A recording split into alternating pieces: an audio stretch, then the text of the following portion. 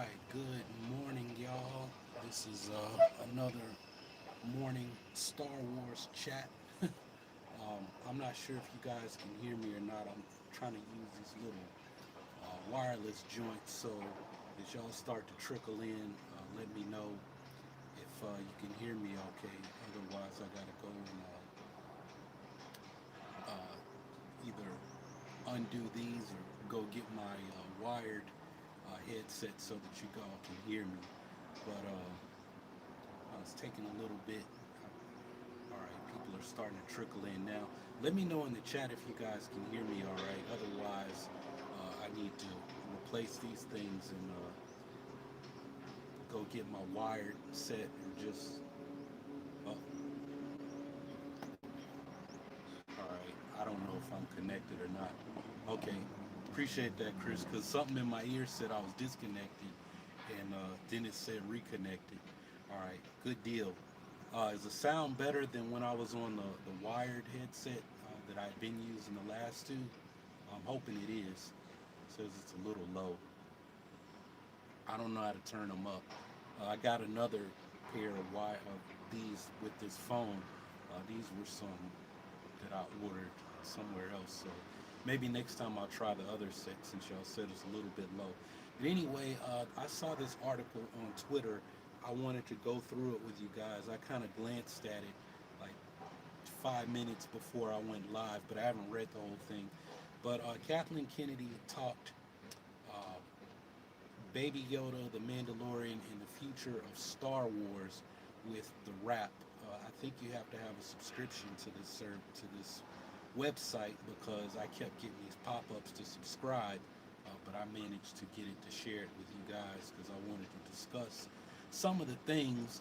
I haven't been up on what people have been talking about in the Star Wars community on YouTube in the last 2 weeks, I think, not since my Bangkok trip and then coming back with food poisoning. I just haven't been in the loop at all.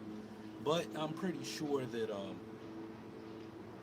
a certain group of individual is still promoting that, oh, John Favreau is for the fans and Kathleen Kennedy is not for the fans. And I'm like, look, how can you spread this message that all of these people who are creative people, Dave Filoni, John Favreau, these kind of people are who who need to be the people who need to be running Lucasfilm, but the person who put them in those positions is the bad guy. That makes no sense, right? So one of the things that I did notice in this article is that a lot of the creative decisions that we have credited with John Favreau, the things that some of my friends in the filmmaking industry have talked about that have been revolutionary for the future of filmmaking that people are noticing on the set of The Mandalorian. All of that stuff comes from ILM. Kathleen Kennedy was in on those decisions. So, it's like I've been saying for years and years. It's intellectual dishonesty. We have people out there who are creating a narrative and running with it, and the folks who don't know any better, they just accept it, right? I want to read this book on what's Steve Bannon. I saw it on Reddit that Steve Bannon used the whole GamerGate thing to like spread like the far right ideology into like geek culture. They basically use it to recruit more people to become Trump supporters. And as I'm looking at that, I'm like, wait a minute, is Gamergate any relation to Comicsgate? Because Ethan Van, whatever his name is, was deep into that, and that's what put Geeks and Gamers on, and all of these other people who I've said are using like the Fox News model uh, in geek culture to run their YouTube channels and whatnot, right? They create even my YouTube coach, Daryl Leaves, was like, look, man, controversy gets clicks, right? There's another Star Wars channel that was being coached alongside me. It's a Spanish-speaking channel. I think it's the largest Spanish-speaking Star Wars channel. I don't speak Spanish, so I don't watch Luis's channel, but those of you who do speak of the Spanish, maybe you know Luis, who I'm talking about. I think his channel's at like 500,000. I would love to collaborate with him, but I don't speak of the Spanish, so I don't have anything to offer him. But he helped me out with a few thumbnails, especially that one Luke Skywalker Darksaber one. But I don't know. I've fallen out with Star Wars community, so people don't watch a lot of my videos, and I'm okay with that because just like John Boyega said, I've kind of reached the point where I don't fuck with y'all, with not y'all, but with the greater Star Wars community, right? I'm on some other stuff at this point. But I'm still going to be putting out Star Wars content, but I'm on to some other stuff. I'm more interested in talking about Buddhist philosophy and geek culture, just keeping it real with you guys. But so let's get to the article. I was kind of trying to see if more people would trickle in, but apparently my notifications are busted or whatever, so it is what it is. All right, so the Emmy magazine, there was an opportunity to create a workflow that's different than what has essentially existed for the last 100 years. Mandalorian executive producer Kathleen Kennedy says. Kathleen Kennedy, the president of Lucasfilm and a winner of the Oscars Irving Thalbert Award, is nominated for an Emmy this year as one of the executive producers of the Disney Plus series The Mandalorian. The Star Wars spin-off series landed a surprising 15 nominations, putting it in the top 5 of all programs and making it the only first-year show to be nominated in the Outstanding Drama Series category. We sat down with the veteran film executive to talk about the future of the beloved sci-fi franchise, both on the big and the small screen. I'm going to skip over this first one. They're just congratulating her on the Emmy nominations. I have to admit that I expected it to get quite a few nominations, but I didn't expect the drama series nomination. If you hadn't heard, the Mandalorian got nominated for like 15 Emmys in different categories. One of them was Best Drama Series. So yeah, I used to think that, you know, if you work on Star Wars, you're not going to win any awards, but apparently The Mandalorian has something to say otherwise. All right, so for years there's been talk about possible live-action Star Wars TV series. Why was this the first one that actually happened? Kathleen Kennedy says, well, there's been no live-action work done in television by us until Mandalorian. But when former Disney CEO Bob Iger announced that he was moving forward with Disney Plus, the minute that he did that, we jumped on it. And it really came about because I've known Mandalorian creator Jon Favreau, and I've known of his interest in Star Wars for a long time. What's up, Go More Hike? I was expecting you to, JC's going to be jumping on live soon, isn't he? I was kind of expecting you to be over there. But it's all good. Thanks for coming out. Maybe this is like your pregame before you hop on JC's live stream up just north of me in Bangkok. The thing that I think bonded John and I right away is we both had an interest and fascination in technology, and we've been talking for a while about the fact that there was an opportunity to change things and create a workflow that's different than what has essentially existed for the last 100 years. And like I was saying kind of in my warm-up, the workflow on The Mandalorian is unlike anything. It's probably going to change filmmaking. Right? So John had come off the Jungle Book and was segging into The Lion King, and he showed me what he was doing with the tech. It just seemed like a natural progression that when we got this opportunity to move into television, we might approach the show that way. It was a very exciting evolution of conversations that have been going on for a while. What's up, Jamal? Is the series using technology that hasn't been used in the Star Wars world before? Not entirely, because no technology comes out of nowhere. Obviously, there's been a lot of work we were doing inside of ILM. All the visual effect houses in the gaming world has been in ongoing discussions for the last decade. Some of this stuff I mentioned in the last live stream, like that they were using gaming computers and whatnot, but I'm going to stop because she's getting ready to say that. There have been incremental steps going on in movies and in visual effects work for a while, most of all in gaming. Game engines is where always knew the convergence. They didn't write that right. Game engines where I always knew the convergence was going to happen that would allow for this. And John was using game engine technology in the work that he was doing in The Lion King. So even though we ended up going with Epic Games and using their game engine, he was using a very similar technology. And prior to that, we had been doing some work with LED screens and laser technology in Rogue One and Solo. So it was really the combination of all those efforts and discussions and talent. Frankly, people are always what drives this. I've always loved the approach to this kind of development, even going back to what Bob Zemeckis was doing on 2009's A Christmas Carol, and what James Cameron was doing on 2009's Avatar, when Steven Spielberg and I did The Adventures of Tintin. Tintin, that's a French character, isn't it? We were working near where Bob was working and where Jim was working, and everybody was visiting each other's sets. So all the revolutionary stuff from Avatar is in Star Wars. They're doing it with the Mandalorian. Game recognized game, right? So, I mean, who knows? The folks that were talking about Alita Battle Angel and this and that, did who did Alita? Did James Cameron do Alita Battle Angel too? Like, the MCU might use some of that for what they were doing there in Captain Marvel too, right? And I would love it because you had a certain group of geeks who were trying to pit Alita Battle Angel up against Captain Marvel, and I was saying all along, look, there's no beef with the people in the industry because they're all working on the same projects, especially the stunt women. And oh, speaking of that, there's like a video floating around Instagram and Twitter of uh, Brie Larson's stunt double doing, it's like a previs Captain Marvel fight. It is amazing.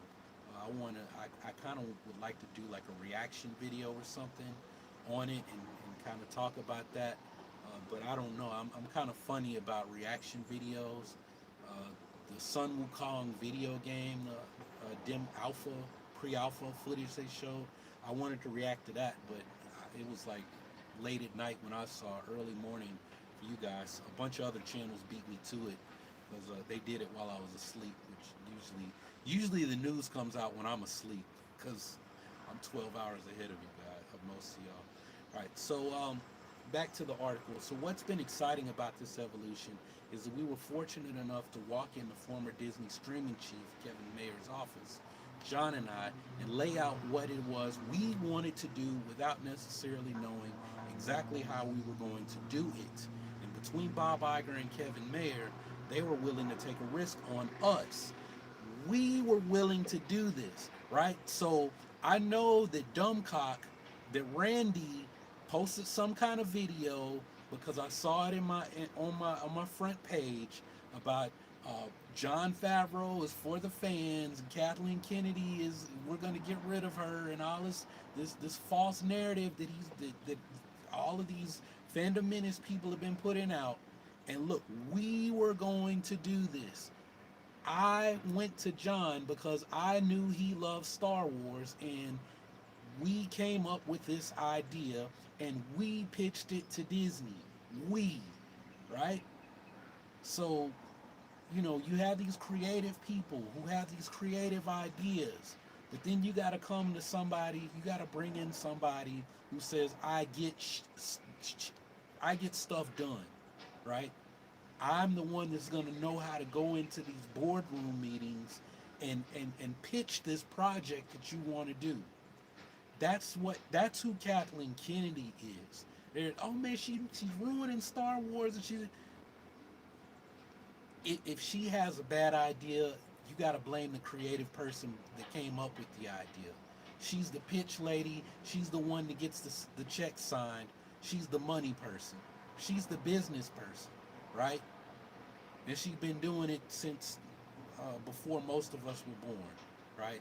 Every movie, if you're my age or older, you came up in the or even younger, hell, you came up in the 80s, right? A bunch of those 80s movies that we love, E.T. and all that stuff.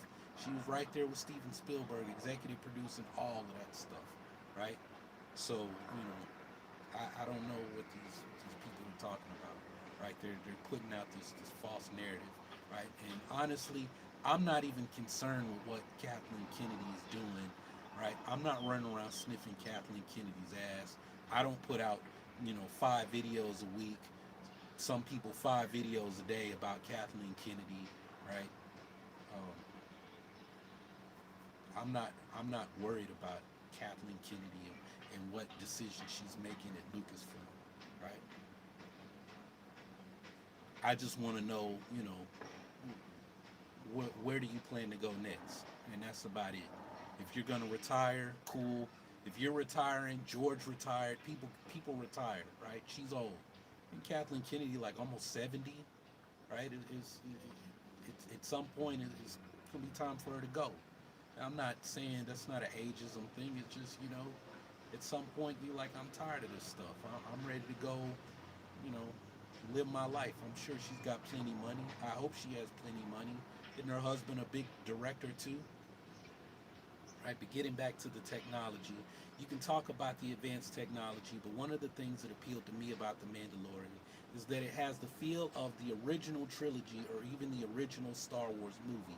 However different the process was, it definitely feels like it's from that universe.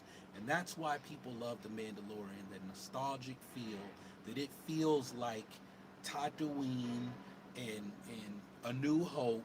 It feels like it's from that era, that it really is. This is right after, even though it's 5 years after the Galactic Rebellion, those events, but it feels like that time. What's up, Keandre? So Kathleen Kennedy said, I agree with you. It's interesting, isn't it, that the way the advanced technology is actually allowing you to feel that way. We got this new technology that makes you feel like it's something old. The old stuff that George Lucas did in 1977, 1976, right? He started working on Star Wars in like 72, right? I think. Uh, I think that's really true. I think that in an interesting way, it has all the DNA of what George Lucas was always interested in. He was trying so hard in pushing technology, but at the heart of it, he was still focused on storytelling and characters, and also a kind of lived-in feeling to everything, which I think is something certainly Dave Filoni understands in all the work that he's been doing for years inside the company, and something John always loved. The technology has never been an attempt to try to move this further into some kind of science fiction world. It's still in service to that original feeling. I like that she mentioned that Dave Filoni has been working for years inside the company. Getting back to this message that some people are putting out, that it's us against them, it's a civil war within Lucasfilm. Why can't it just be Lucasfilm, right? Who gives a crap what this person did that was good and what decisions this person made? It's all Lucasfilm, right? I hope the Lakers win the championship this year, right? The last game they played yesterday, LeBron had 10 points, right? I want to see LeBron James get 27, 7 and 7 every game. Well, hell, this year he led the league in assists, so I want to see LeBron get 27, 12 and 11. Damn, triple double every game in the playoffs. But you know what?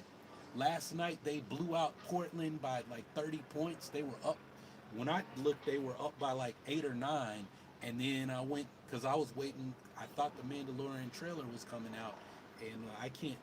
I think I actually can see the games because I have ESPN Plus with my Disney Plus package, but I have to get on my VPN and do all this unnecessary stuff, and I don't know. I guess I've just been too lazy to try to see if I can see the games. I don't know, because I really have been wanting to start a basketball channel, just to kind of talk basketball with somebody.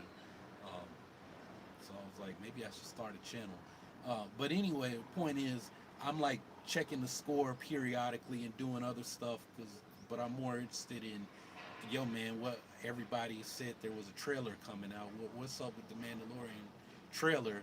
And it didn't happen. And then I was like, oh well, at least the Lakers are winning. But at the end of the day, the Lakers won, right? LeBron didn't get his 27 whatever and whatever because it was a blowout. And Coach Vogel was probably like, "Yo, man, I'm gonna rest Bron. Bron, you don't need to shoot.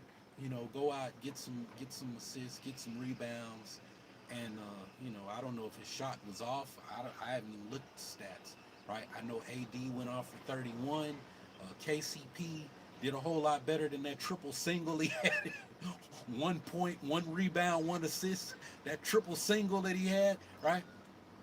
Now I could say, oh man, well LeBron did what he did. He had a triple double game 1, they lost, and AD didn't do this. KCP was caught garbage. Danny Green, blah blah blah, right? But it's a team effort, right? One team, one fight, and so that's why I don't I don't like some of the stuff that J.J. Abrams did with The Rise of Skywalker. But you heard me last stream where I said, you know what?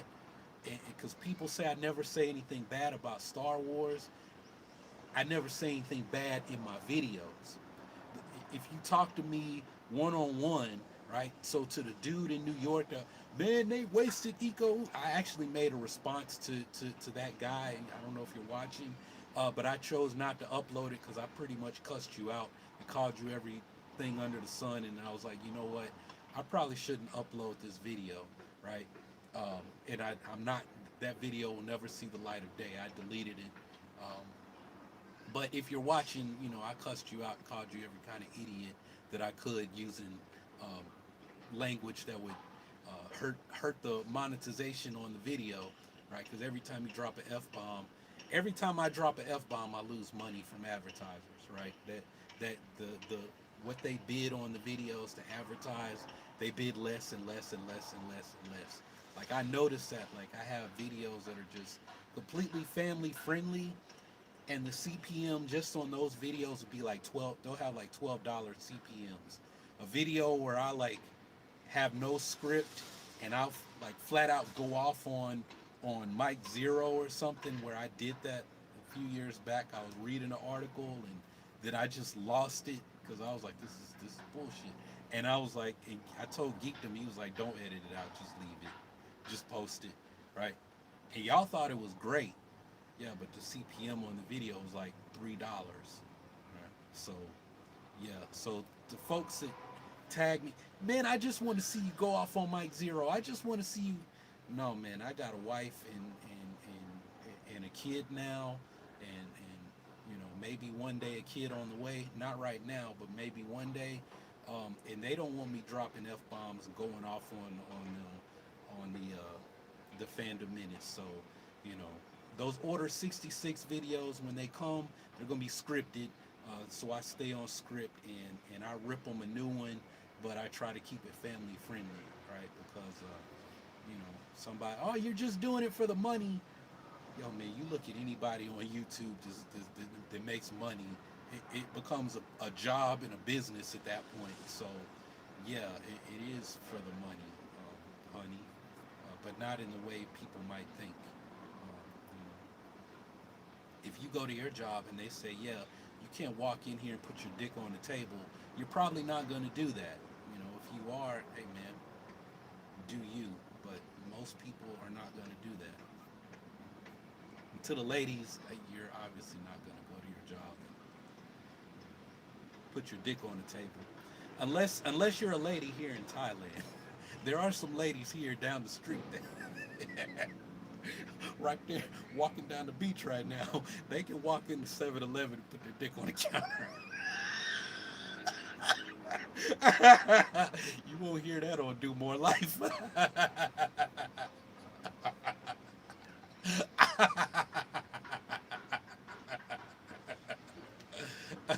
All right, let's get back to the article.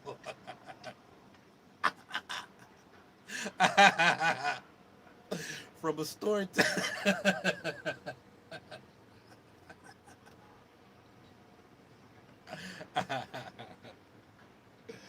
Oh man, I'm sorry. I started laughing because I started hearing that lady boy laugh in my. I started hearing that lady boy laugh in my head, man. Because you can be talking to lady boy and like After a while, you'll meet some, and you can't tell. Like you can, I don't care what anyone says. Oh, I can tell. I At least once a week I see, especially with COVID season now, and with the mask on, you really can't tell. All you see is the eyes, and you can't see the Adam's apple. You see here, and you see here down below. And I mean, if they're a little bit too enhanced, then that sometimes that's a giveaway. But I mean, there's a lot of girls here that are getting enhanced is cheap here. You can you can go to the plastic surgeon if you got 3 grand and walk out with a whole new body. 3 grand, 5 grand. If 5 grand, you'd be a whole different person. So I mean, I would, because if you see like the girl that does Nisa's nails, I don't want somebody to. Yeah, Prince, I saw this chick. She does your wife's nails. I think she's a lady. No, because you can only see here and below. She's very enhanced.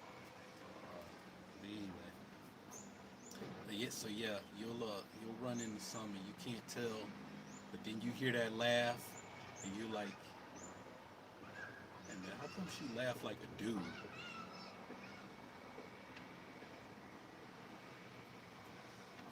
She walked in 7-Eleven, put her dick on the table.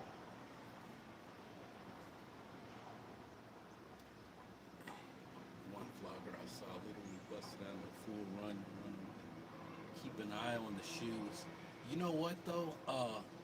When I actually, this happened when I was going to Ross's resort. Uh, I mean, these were all girls. They were like young girls, and they had, because some people, like, you could tell by the hands and the feet. And these girls had the biggest feet I've ever. I was like, man, y'all got some, y'all got them flipper shoes on. They have some big. I mean, my wife has. Like, now that I like pay attention to more stuff, I'm like, don't go by the hands and the feet, because there's a lot of women here. I mean, real women, regular women, and not even the personal trainer variety. I just mean regular women. They got big feet, big hands, right? And maybe they Isan women that grew up farmers, or I mean, my wife grew up. She went a few years where she didn't own a pair of shoes. So, but she got tiny feet, tiny. Like her foot, my hand is almost bigger than her foot. Um, she gets mad whenever we go to store for shoes, because I keep telling her, like, you need to go to Kids Foot Locker. They don't have Kids Foot Locker here. But I'm like, she thinks I'm joking. I'm for real. In the U.S., if I took her to Nashville, she'd have to shop at the kids store. They don't carry her size in an adult store. I wouldn't mind it. She'd be fresh in the U.S. She'd have them kid Jordans on. Like, you got every pair of Jordans. Yeah, because her Jordans is like $40. Not 200. She wear $40 Jordans. All right, let's get back to this article, because some new people are trickling in. They're like, why is he talking about Thailand stuff and lady boys, and maybe, we got new people who don't know that, I'm in Thailand. Um, so anyway, let's get back to the article. So I see my numbers climbing, and somebody will be like, well, why is he not talking about Star Wars stuff? All right, so from a storytelling point of view, what were your priorities going into The Mandalorian? Well, the most important decision made by John was the decision to focus on the Mandalorians inside the Star Wars mythology. The fact that they are in this metal armor meant we didn't have to deal with everyone being in human form.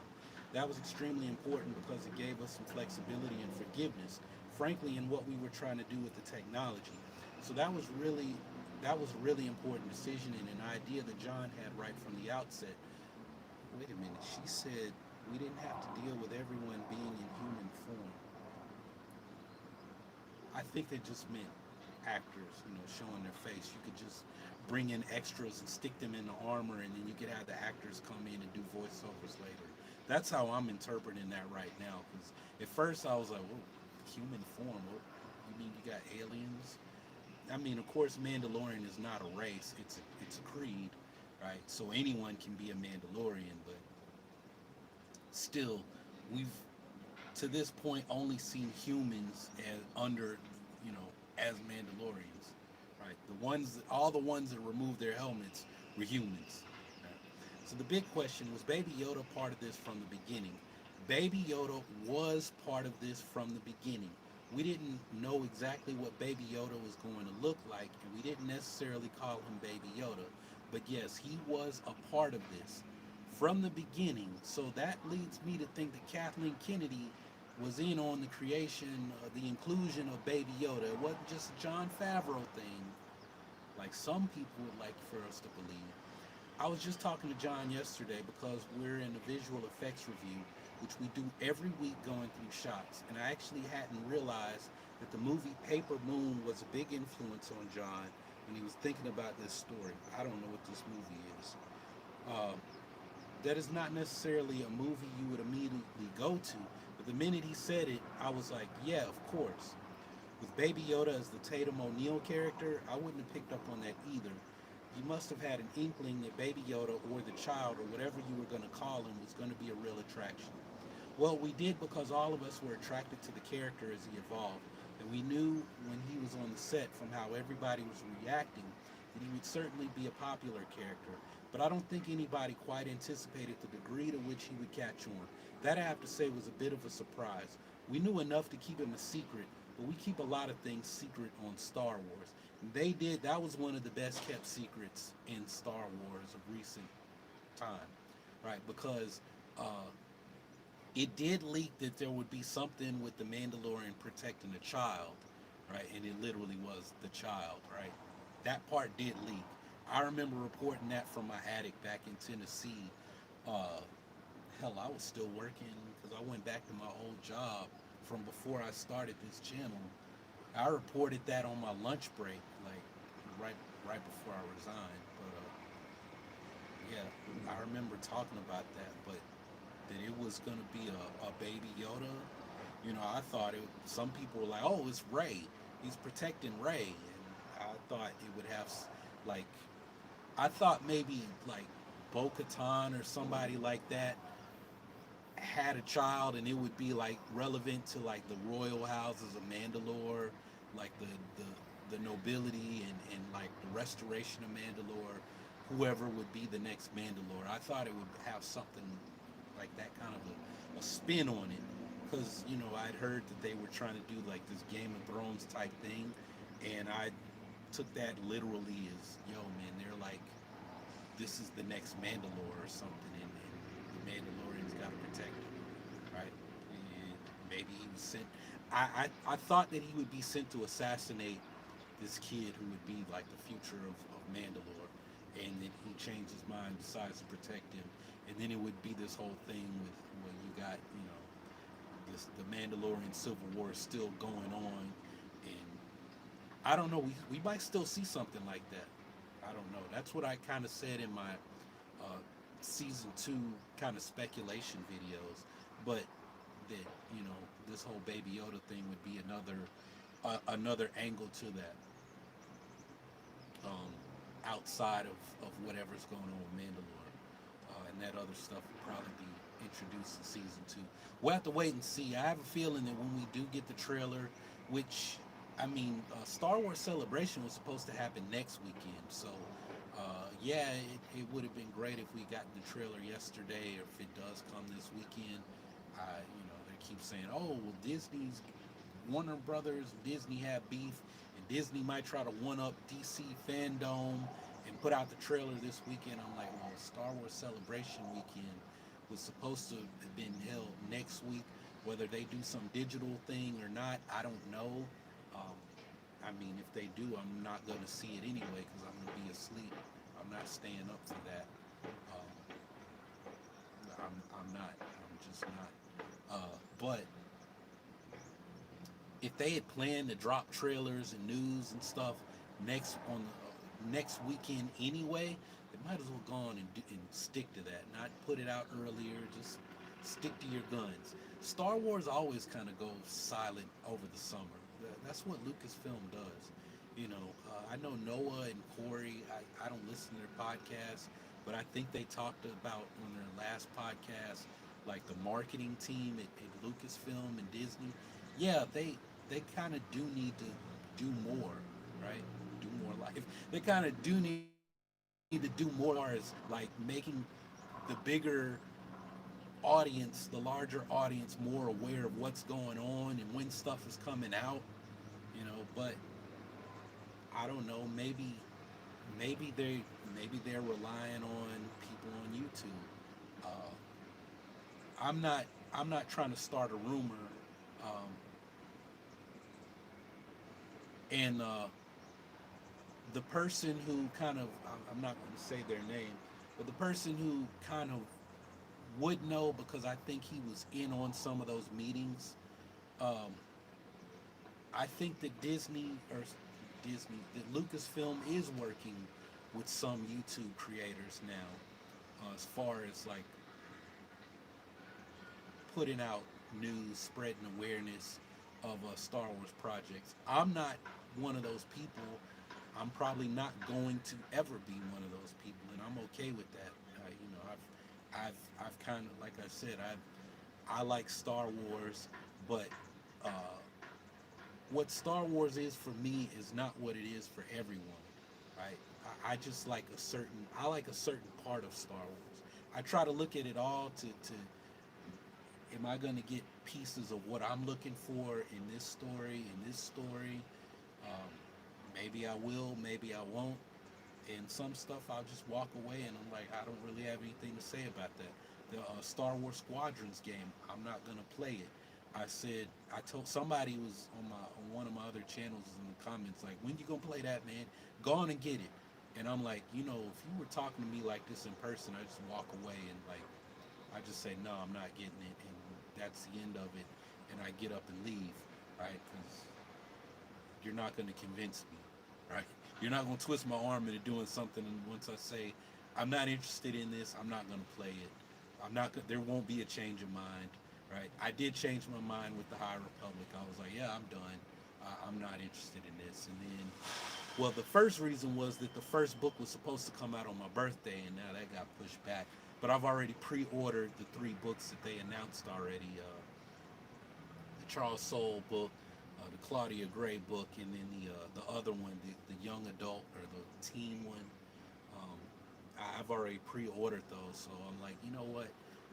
Let me see what this is about. You know, it is Jedi stuff. I kept saying, I want Jedi stuff. I want Jedi stuff, and they're like, oh, Prince, we got Jedi stuff for you. Here you go. And then man, fuck Star Wars. I'm done. I don't care about this High Republic thing.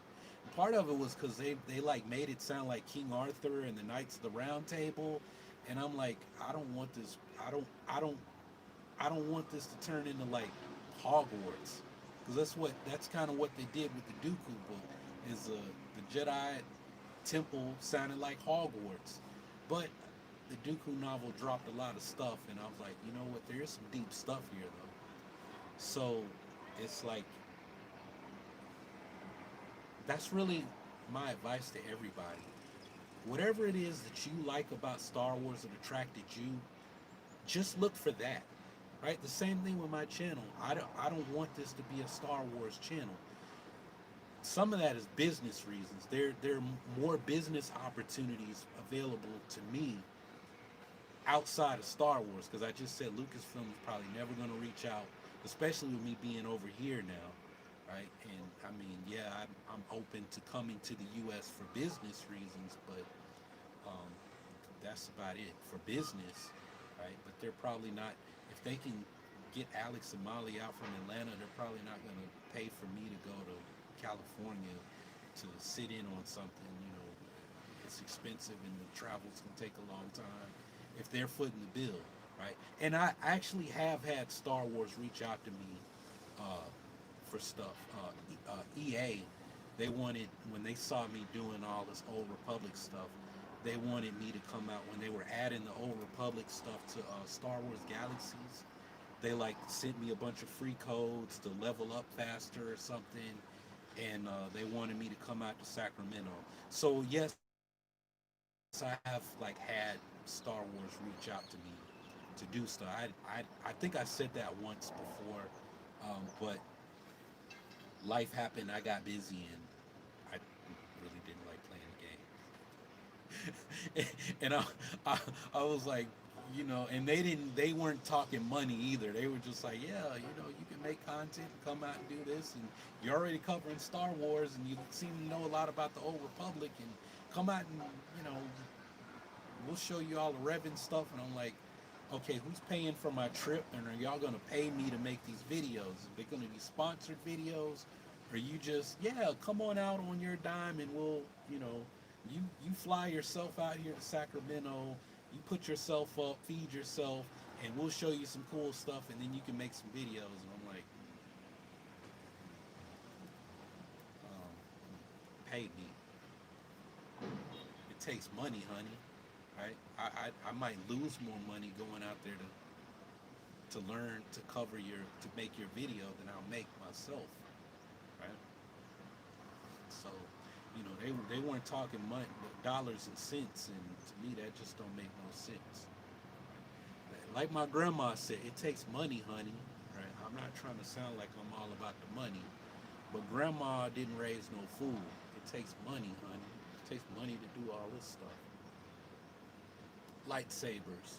Lightsabers is what drew you to Star Wars, and then the spiritual aspect, right? So you might want to see more of that stuff, right? That was my thing. Like I wasn't really interested in the Mandalorian. Maybe I sounded like I was in the videos because I, you know, get myself up. I know the last video I did on the Mandalorian when I was still back in the States, just my mental state and where I was at that point in time, I was not up for that video. I haven't watched it, but I was just like, oh, I think it was at the end of Celebration, because the last Mandalorian trailer that came out before the series started, I think I was over here, so I didn't even see that trailer until like later. But then when I saw it, I was like, yo, man, this is pretty good. And then, of course, Baby Yoda. But I mean, you know, sometimes you can enjoy stuff even if it doesn't have what attracts you to Star Wars. I liked Solo before I even saw Maul. I was like, yo, this is a good story. I like this. Um, it's different, but it's a story set within Star Wars, right? I imagine the old legend stuff. They have books about Han Solo, Lando, their adventures. That stuff probably didn't have Force stuff. All right, Keandre, have a good night, man. Get some sleep. See you next time. But some people probably really like that stuff. My, you know, my big bro, he's always telling me the real fans only care about Boba Fett, and I'm like, dog, I wish you would stop saying what the real fans like, because the real fans that you're talking about, I don't like to say I'm a bigger fan than this, but because of what I do, I'm like, I might follow Star Wars more than some of these people you're talking about who are probably mutual friends of mine too. And if that's the case, then I know I do, because most of the time I'm telling them stuff that's going on. Right? This is what happened in this book. This is what happened in this comic book. And I'm like, bro, like you're talking about like a small subset of people that you know in your circle, right? I never cared about Boba Fett. If you had asked me when I was in high school about Boba Fett, I would have been like, who is that? You don't know who Boba Fett is, the bounty hunter, the blah blah. I was like, oh, the dude with the jetpack and the helmet. Oh, okay, I didn't know, because all like the Star Wars to me was Luke Skywalker, Darth Vader, Yoda, and Obi-Wan. I didn't care about anybody else. High school me, uh, you know, 7-year-old me, back when Star Wars was on HBO every weekend, my mom and I watched Empire and Return of the Jedi every weekend on HBO. I didn't care about anybody but Yoda, Luke, Vader, the Emperor. I had my toys. I acted out that throne room scene like every time I played with my toys. I didn't care about Boba Fett, none of them, Han Solo, Princess Leia, nobody. It was Luke, Vader, Yoda, the Jedi, and the Sith. That was the only story as far as I was concerned. There was no other story.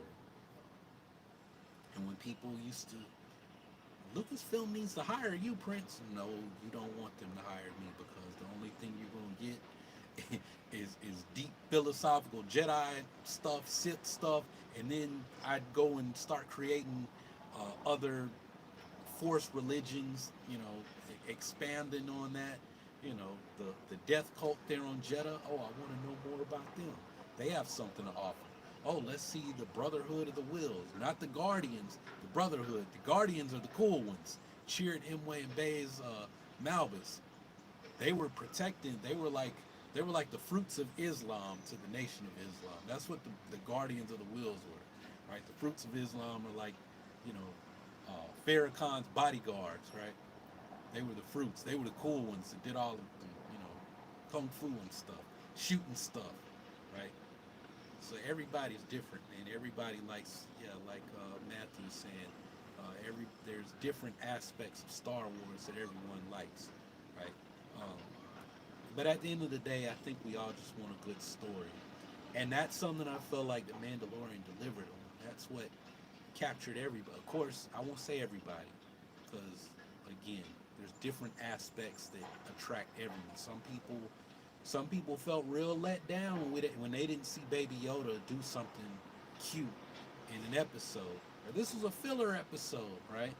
The episode where the Mandalorian was on the space station, right? And then he meets up with his whole crew, and then they go and they gotta get somebody out of prison, but it turns out it's somebody else from the crew, and they double cross Din Djarin, and then he goes methodically and picks them off one by one, and then blows up the space station. Right? That was a filler episode. There wasn't anything in that, right? And it's like, one, how do we know that's not setting up something for the future? But it also let us know some of the background. This is what Din Djarin was working with these people before. Before he joined the Bounty Hunters Guild and was doing that, he was working with this crew pulling ice, right? He was their trigger man, pistol man, right? And then the people that he locked up in the prison, they could come back, right? So that's setting up a whole other, right? If Din Djarin crosses some people in season 2, they might go back and hire, what's his name, Bill Blair, the comedian. He could come back. The Twi'lek chick, she might come back. It seemed like she had a thing with Din Djarin, and then he killed her brother, so she could come back. Now she really wants to kill him, but they used to smash uglies, so there's that whole thing too, right? And then what if he's got something going on Cara Dune? So his new boo and his old boo, they might have it out, right? She might be like, man, his thing was little anyway. She's like, I see, you don't even know, right? The only thing big on him is his pistol, right? And then then they get to scrapping over there, right? So, there are no filler episodes. Filler exists in Dragon Ball, right? Because you have filler episodes. This wasn't in the manga, and they had to fill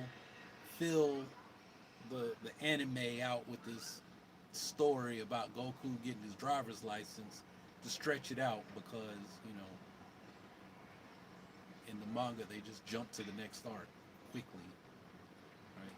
They needed something so they could get so many episodes into the season. All right, so we learned that in Rebels. There are no filler episodes in Rebels. Oh man, well they got this these filler episodes with Ezra and the Space Whales, Ezra and Hondo. Right, it's like, well, Hondo could turn up.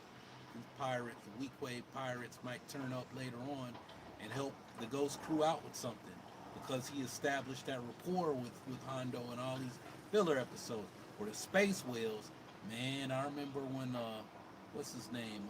John Campia. He was mad as hell about them space whales. Christian Harloff, all them Jedi Council motherfuckers. Damn it, I didn't mean to say that. Actually, I did mean to say that, but I didn't mean to say that. Not for YouTube. Offline, that's exactly what I meant. And you could tell them I said that. They were mad as hell about them space whales. Right? But then what happened in the finale? What happened in the finale?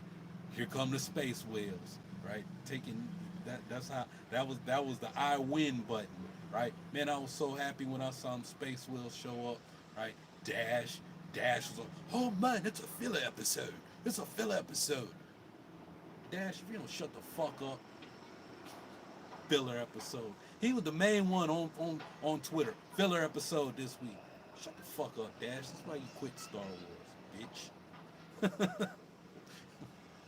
Crying over the damn Last Jedi. Fuck up, man. Tell Mitch I said that. Let me get back to this article.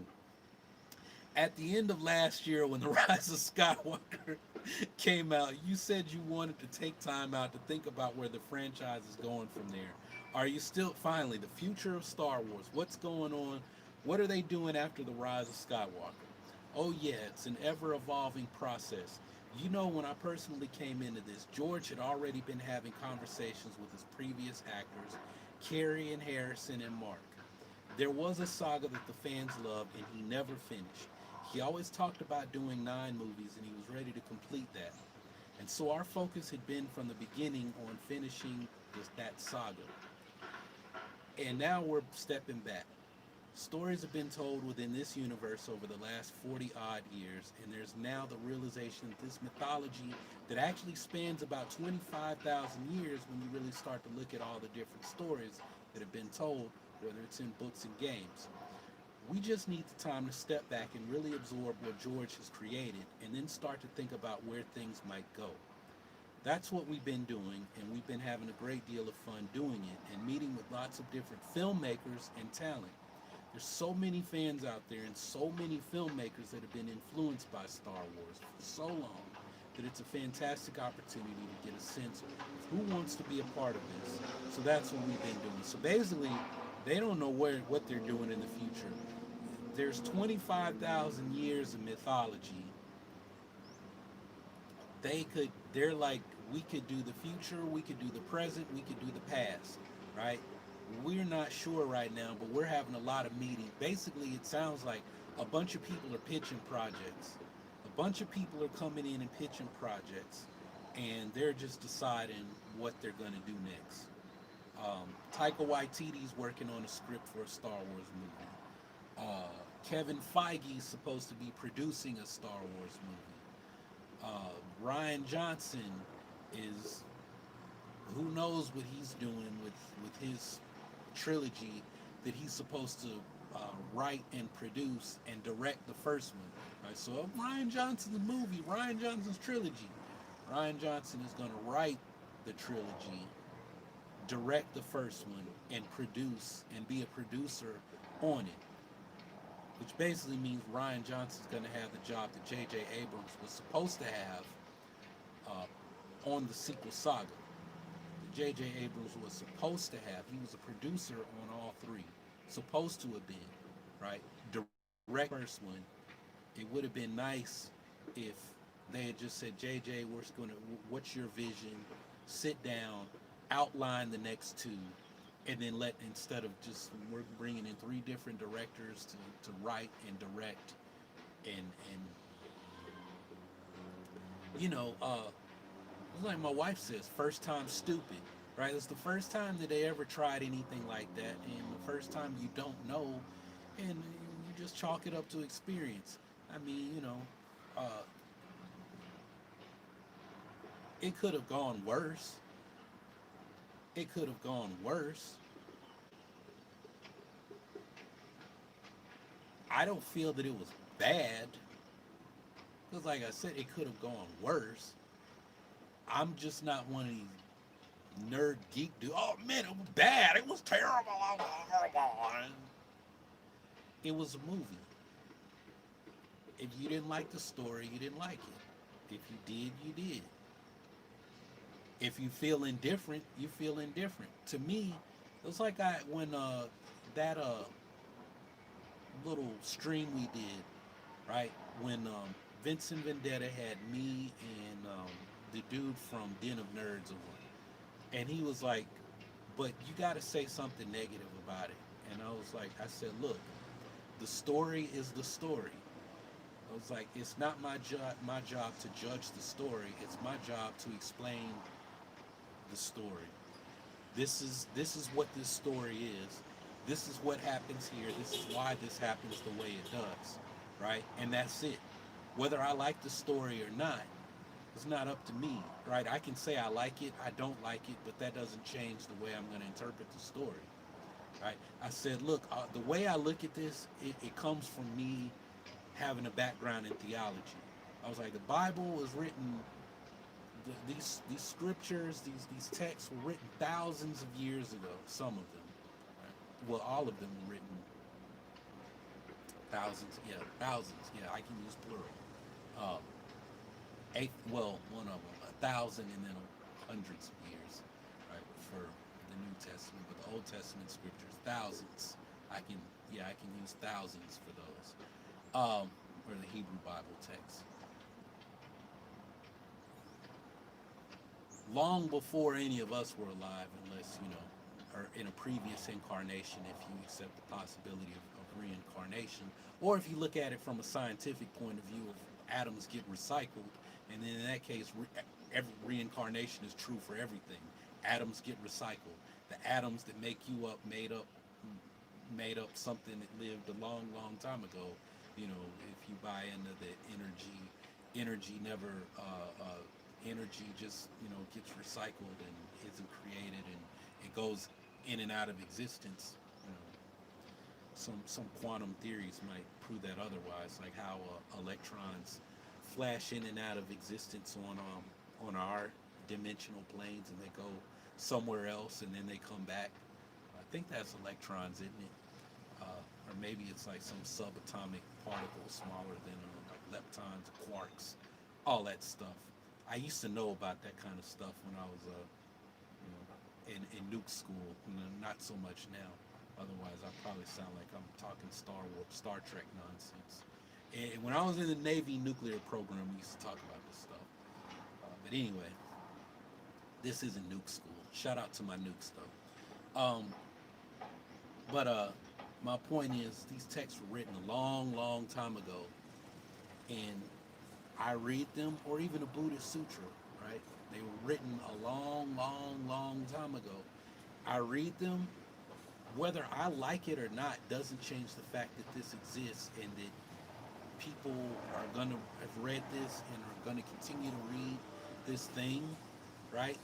And the only thing up to me is to interpret it.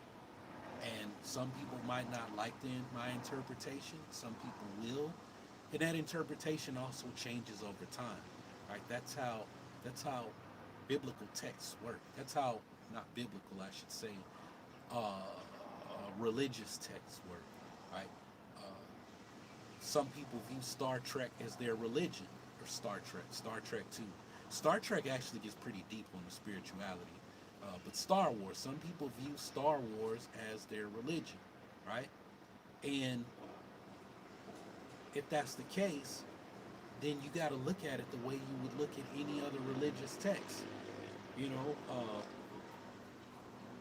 The Book of Ruth, I might not like the Book of Ruth that much. Now, if my professor Johanna Van Wyck Boss hears this, she's going to get mad at me, because she's written commentaries on the Book of Ruth. And it's one of her favorite texts, right? In the Hebrew Bible, right? I might not like the Book of Ruth. I might not be a fan of the story. But it doesn't change the fact that the story is there, and I can't do anything to change the story. I'm not going to retcon it. It's not going to be retconned out of canon, right? Because that decision's already been set in stone, before I was even thought of, before my ancestor that I can think the furthest back was thought of, right?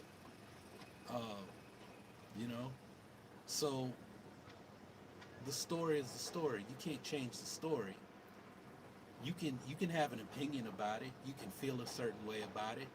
And in time, the way you think about that story can change, either based on them adding to the story or just where you are in life and the way you look at it, right? And that's really how I view the sequel saga. So people are like, You don't say anything bad about it.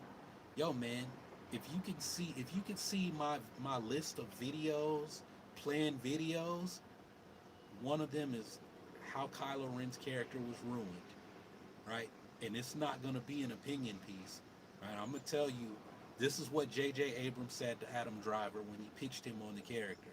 This is what happened to Kylo Ren's character. This is how now they're going back later after before I saw The Rise of Skywalker. I read that first book in the first comic book, The Rise of Kylo Ren, and I knew going in they're trying to clean up this character. I knew going into the movie, oh, Ben is gonna have there will be a Ben Demption. I mean, I read the comic book. This isn't my Kindle. This is a bootleg Chinese crap tablet, fake Android tablet. I read it, and I knew going in. I was like, I mean, literally, like my wife was putting on her makeup. I read the comic book, and I was like, oh, Ben is gonna get redeemed, right? Oh, he didn't actually kill the Jedi. He didn't blow up Luke's temple and kill everybody else. It was all a big accident. It was a mistake. I didn't mean to do this. It was a mistake. And I'm like, that's not how y'all presented this dude in the beginning, where oh, Kylo Ren burns his enemies and keeps their ashes, you know, to inhale the dark side and all of this, and he's the Jedi killer, right? Turns out, yeah, he is the Jedi killer. He killed him on accident, right? This I didn't. I'm bad, but I don't know why I'm bad, and I'm just unworthy, and I can't handle the pressure of being a Skywalker and a Solo, and my parents are heroes, and I just want to race. I said this years ago. I was like, look, man, he just wanted to race spaceships with Han Solo, with his daddy. He wanted to be a smuggler and a pilot. That's it. That's all he wanted to do. He didn't want all that Jedi stuff, right? And the guilt, the pressure, right? He's basically Kylo Ren. Ben Solo is Harold Miner. If you don't know who I'm talking about, after I get off of here, just go. It's a bunch of these young kids that have basketball channels talk about stuff that I actually watched growing up, and they don't know. That's why earlier when I was like, I kind of want to start a basketball channel because I listened to like some 18-year-old kid tell me about stuff that I watched.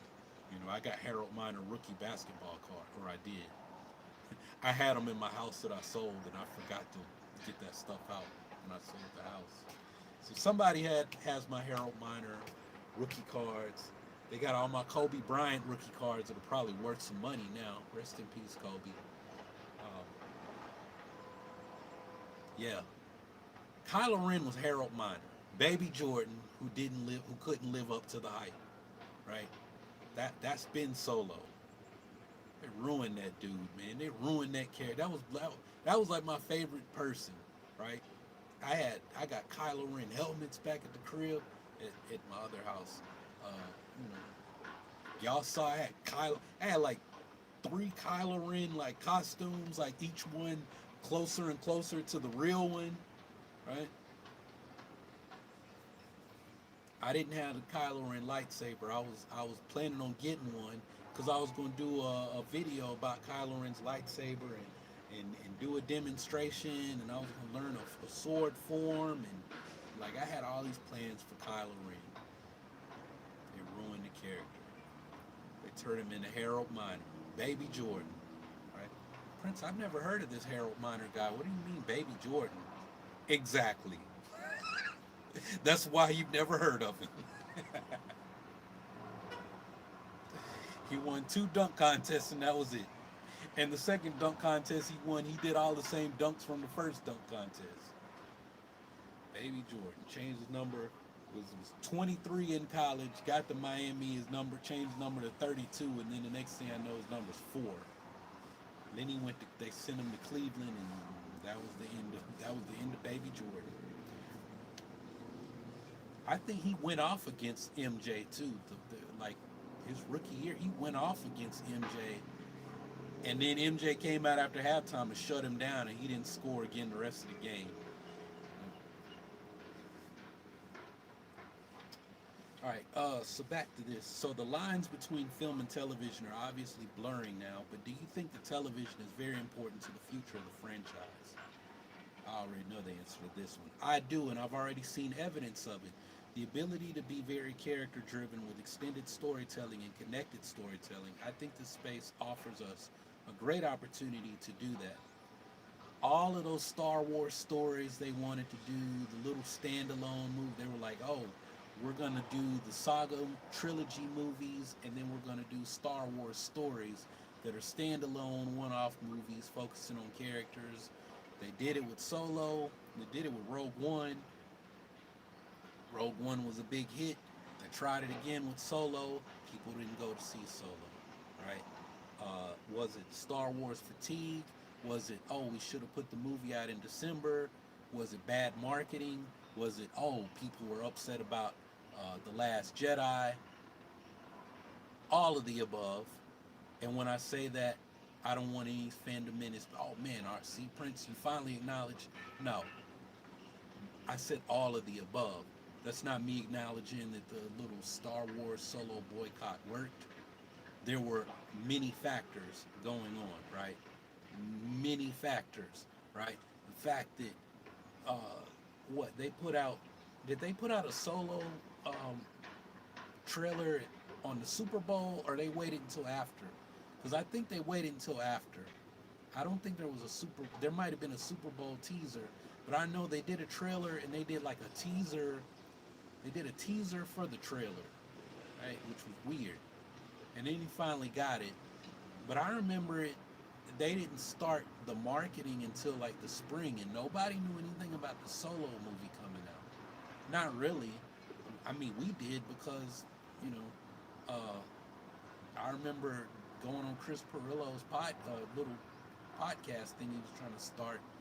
It was Chris Perillo, myself, Alex, and Krister, this guy, young kid,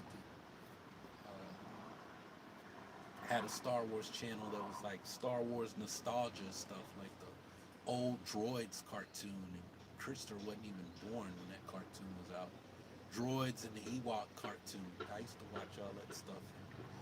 Get that nasty Star Wars cereal. It's like 5. It's like 84. But yeah, we talked about the Solo movie because that was when it had just been announced. That was the summer of 2016. Yeah. Um, yeah, Infinity War came out. Deadpool came out. Like, cause it was like 3, 4 weeks. I was 3 straight weeks. I was, at the movie theater. So it wasn't a good time with Infinity War, and I mean Marvel. Marvel is the big blockbuster tentpole thing now, right? Um, Den of Nerds, we talked because he was a Star Wars channel when he first came out. He only did Star Wars, and then he used Infinity War to branch out into the MCU. Uh, Black Panther, I'm still kicking myself. I had so many notes, so many videos that I wanted to do on Black Panther. If I had put them out, um, those videos would have gone nuts, and I could have easily jumped over into the MCU if I had done the Black Panther videos I planned to do. That was a huge tentpole. I could have done Black Panther, Infinity War, Deadpool, Solo. I would have been set. I'd have been straight, right? I mean, I still had those notes on Black Panther.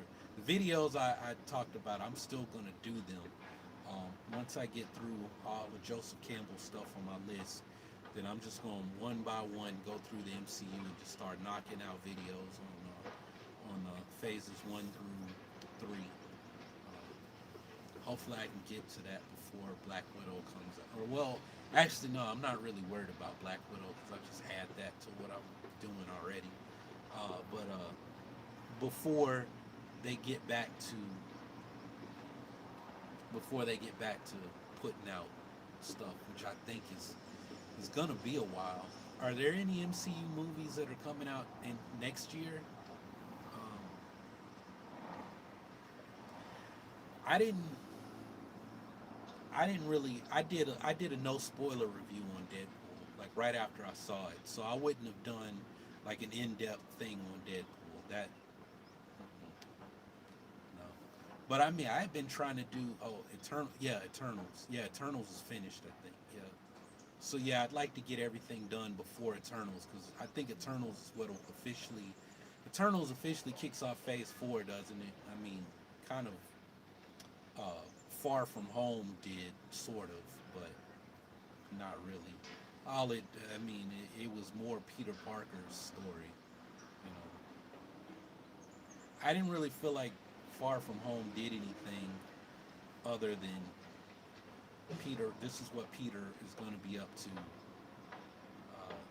next, and then the little Nick Fury thing where he's in space and the scrolls are you got scrolls running around. Of course,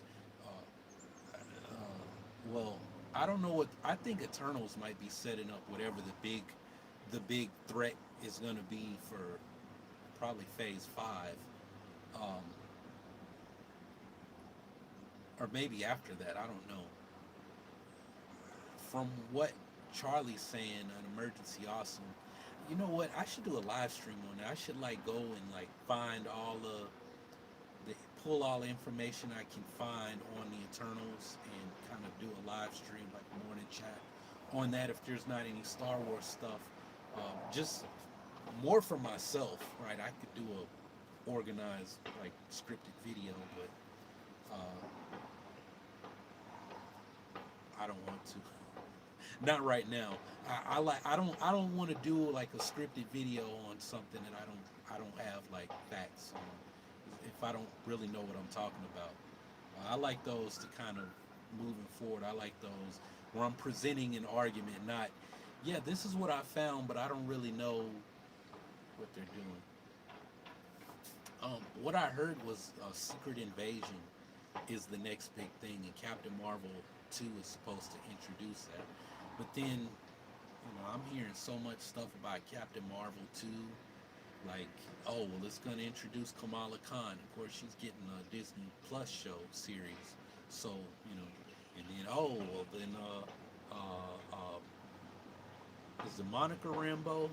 Is that Starfire or original Captain Marvel? Original female Captain Marvel? Um, is her name Starfire? I can't. She's had like so many names. Spectrum, is that her name now? In the comic books, she's part of Shield Space Division. It's like I've heard so many things about Captain Marvel too. I can't even keep up. And if you didn't know, I'm a big Captain Marvel fan. I don't know why people hate Brie Larson and hate Captain Marvel. One of my friends, I would love to get him on a video because he would go ham on Captain Marvel, but he won't do video.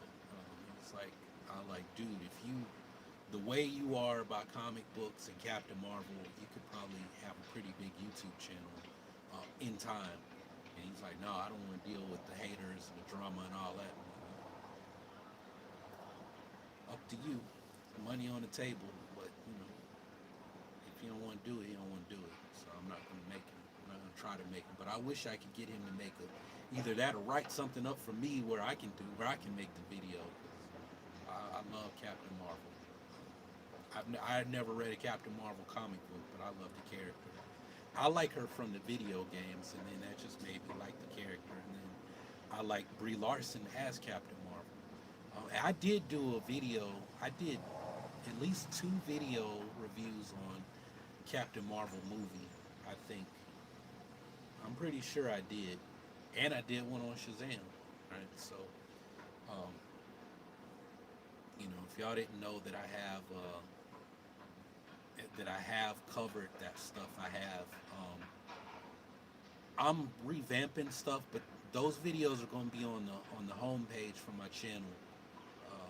I gotta get new channel art. Of course, I have the new logo that I actually like. I really like a lot. Oh, they mentioned Captain Marvel here. All right, there's a lot in this article. Oh no, it's almost over. Okay, so cool. Because I feel like I just kind of been on tangents and didn't get through the article. Let me finish this article. So the next thing that it's funny that I mentioned Captain Marvel. There are a record number of women directors nominated for Emmys this year, and 3 of your 8 episodes were directed by women. Is that a priority for you? It's an absolutely a priority. It's been very exciting to see the talent that's come in, and we're now developing the limited Obi-Wan Kenobi series with Deborah Chow. She's just been doing a phenomenal job. I was actually sad because I love Nia DaCosta, who was just announced to do Captain Marvel, the sequel. She's another director I've been watching, and I think she's enormously talented. Sounds like Kathleen Kennedy wanted to get Nia DaCosta to do a Star Wars project. Certainly, the kind of television that's being made now is going to give many people an opportunity to direct more and be more involved with shows that have special effects and extended production values. It really gives people an opportunity to move into big technical movies. That's exciting. I think we can develop a lot of new talent, and it's about time. You finished the second season of The Mandalorian right under the wire before the shutdown, right? Under the wire, it was literally 5 days and the country went down. We were enormously lucky, and then we didn't wait to finish post production. Even though we wondered to what extent people could work remotely, our IT department and ILM had everybody up and running within a week, working from home and continuing to work in the cutting room and on visual effects shots. It was pretty staggering how quickly they got everybody up and running, so we haven't really lost any time. And if you didn't know, they're working on season 3 now. Um, John Favreau said, I talked about, I think I talked about this, I keep wanting to say yesterday, in the last live stream, that they're working from home, they're filming outside with all the, yeah, I did, because I talked about they were using like uh, gaming, the stuff that the gaming industry is using to make their games. A lot of them look like movies now, like Cyberpunk. What is it? 2077 is like a freaking movie, right? I would like to play that, but there's no way I can play Cyberpunk, Marvel's Avengers, and do my Final Fantasy 14 series.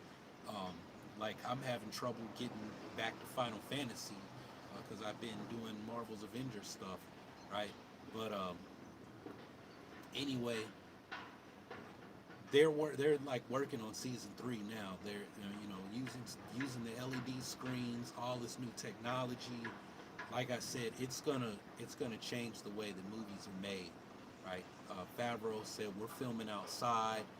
We're filming stuff, and the actors aren't even in the same room together. They're not even in the same location, right? You got one on the green screen. You got one on the LED, like movie panel screen. We're filming stuff sometimes, using real sets, right? But we could drop that person in. It's just so much stuff they're doing. When season 1 came out, uh, Jason Ward was, somehow getting on the set, and he was talking about like they got cameras, they got ways of shooting stuff where the CGI characters are right there on the set, or they can render like a low render version of the CGI people right there where the actor can turn around, look, and see them, on a screen, where they can interact with them. It's crazy, man. It's crazy. So, they're season 2 is a wrap. They're working on season 3 now. They're filming it. Doing the best they can do. Now I would like for people to take this, that Rona thing seriously, get the numbers down in the U.S., so that the entertainment industry can get back to work. Speaking of Nia DaCosta, I was reading earlier today that they're having to fly to Europe to film Captain Marvel. People are losing money on that, right? They filmed Captain Marvel first movie in California. A lot of Marvel movies are made in Atlanta, right? Black Panther was all at Tyler Perry Studios, down just south of Atlanta, I think. Pinewood Studios is in Atlanta. There's a Atlanta location, right, where Captain America: Civil War was made. there. He was made in Atlanta. Um, you know, Atlanta has a booming movie industry, but what happens with all of that, right? People need to get back to work. Now all that money's going to Europe, and you know, there's the time and travel and visas and all that stuff, extra paperwork, make things take longer. So, you know, we need the entertainment industry to come back, especially, you know, the situation, the world the way it is. We need to be entertained. You know, they were like, oh, we found during the shutdown and we didn't need sports, we didn't need this, we didn't need that, but a whole lot of people were still stuck at home watching Netflix.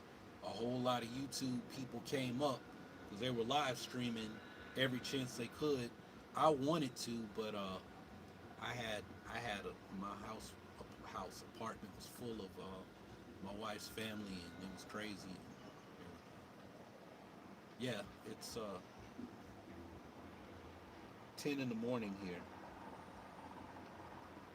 Saturday morning, 10 a.m. here.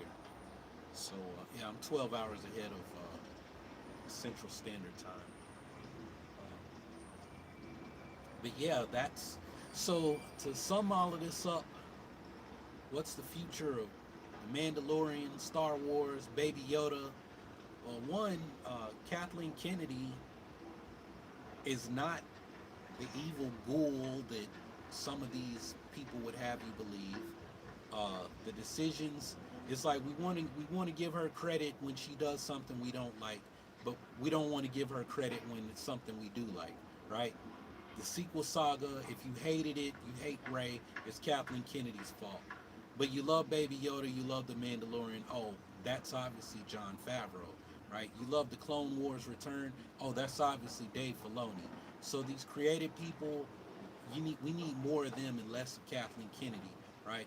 But you know, like I said, if George Lucas gave us the sequel saga, you were getting Luke Skywalker, Kira, or Rey. Take your pick, right? It's it's always, you know, somebody trying to give you this narrative to make you pick sides, and then, you know, the people who try to be the rational voices, well, we like this stuff because we're obviously paid shills. Disney has never paid me a cent. Even when I said, oh, well, I have received a check from Disney because my MCN was owned by Disney. Oh, see, Disney pays you. No, Disney didn't pay me anything.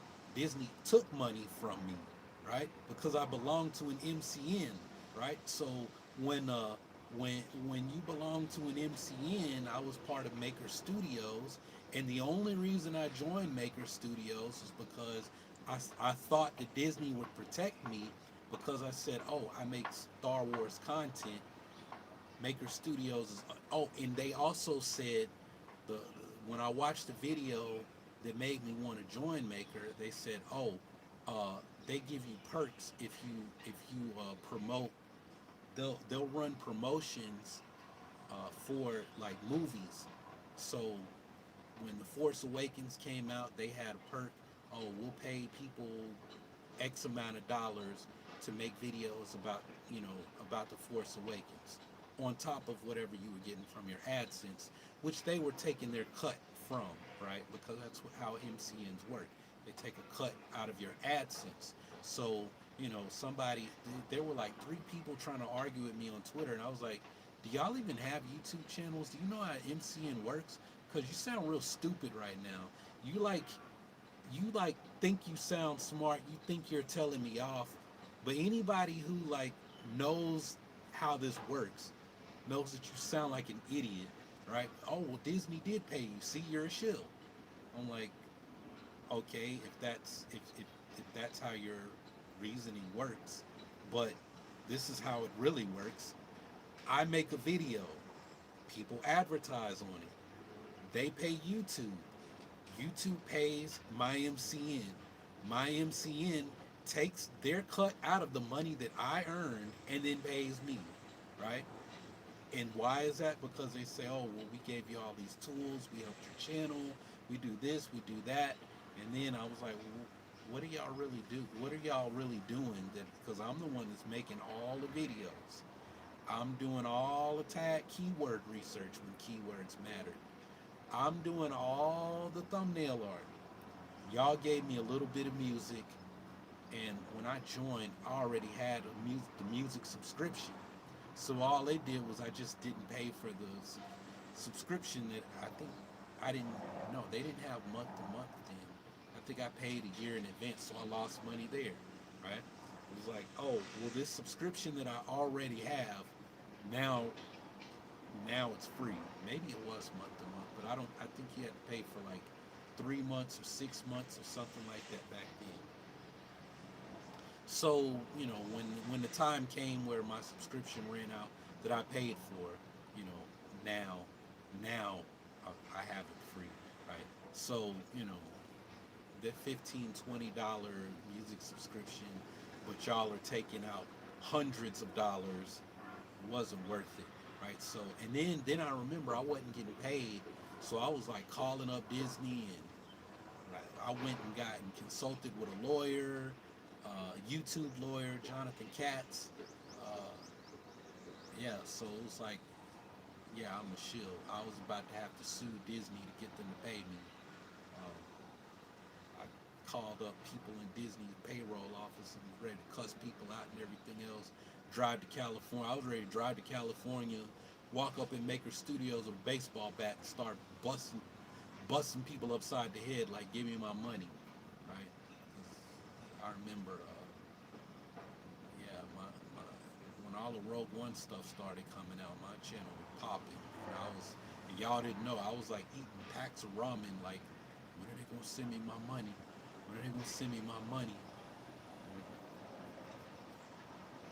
That was a rough month, 2 months. That was a rough 2 months. I remember that. All them, Rey is the first Jedi, Snoke is a fraud, all that stuff. When all those videos came, all the Rogue One trailer stuff, where I was happy to react to the Rogue One trailer, but man, I was hurting. Drinking water and eating ramen, right? Man, I was hurting. I remember that. I remember that time. Then when I finally got paid, man, I was so happy. I went out to eat. I like went out and like treated myself to like a fancy restaurant. When I finally got paid in like, it was like the middle of September. It was like weird. I got like paid at a weird time. The one thing I did like about being with the MCN though is I got paid on the first of the month. But I had gotten so used to getting paid on the 21st that it was weird. But I did like getting paid on the first of the month. Except for when my channel, like my Rogue One videos went viral over Christmas holidays, because then I was like, I gotta wait till February to get paid instead of January 21st.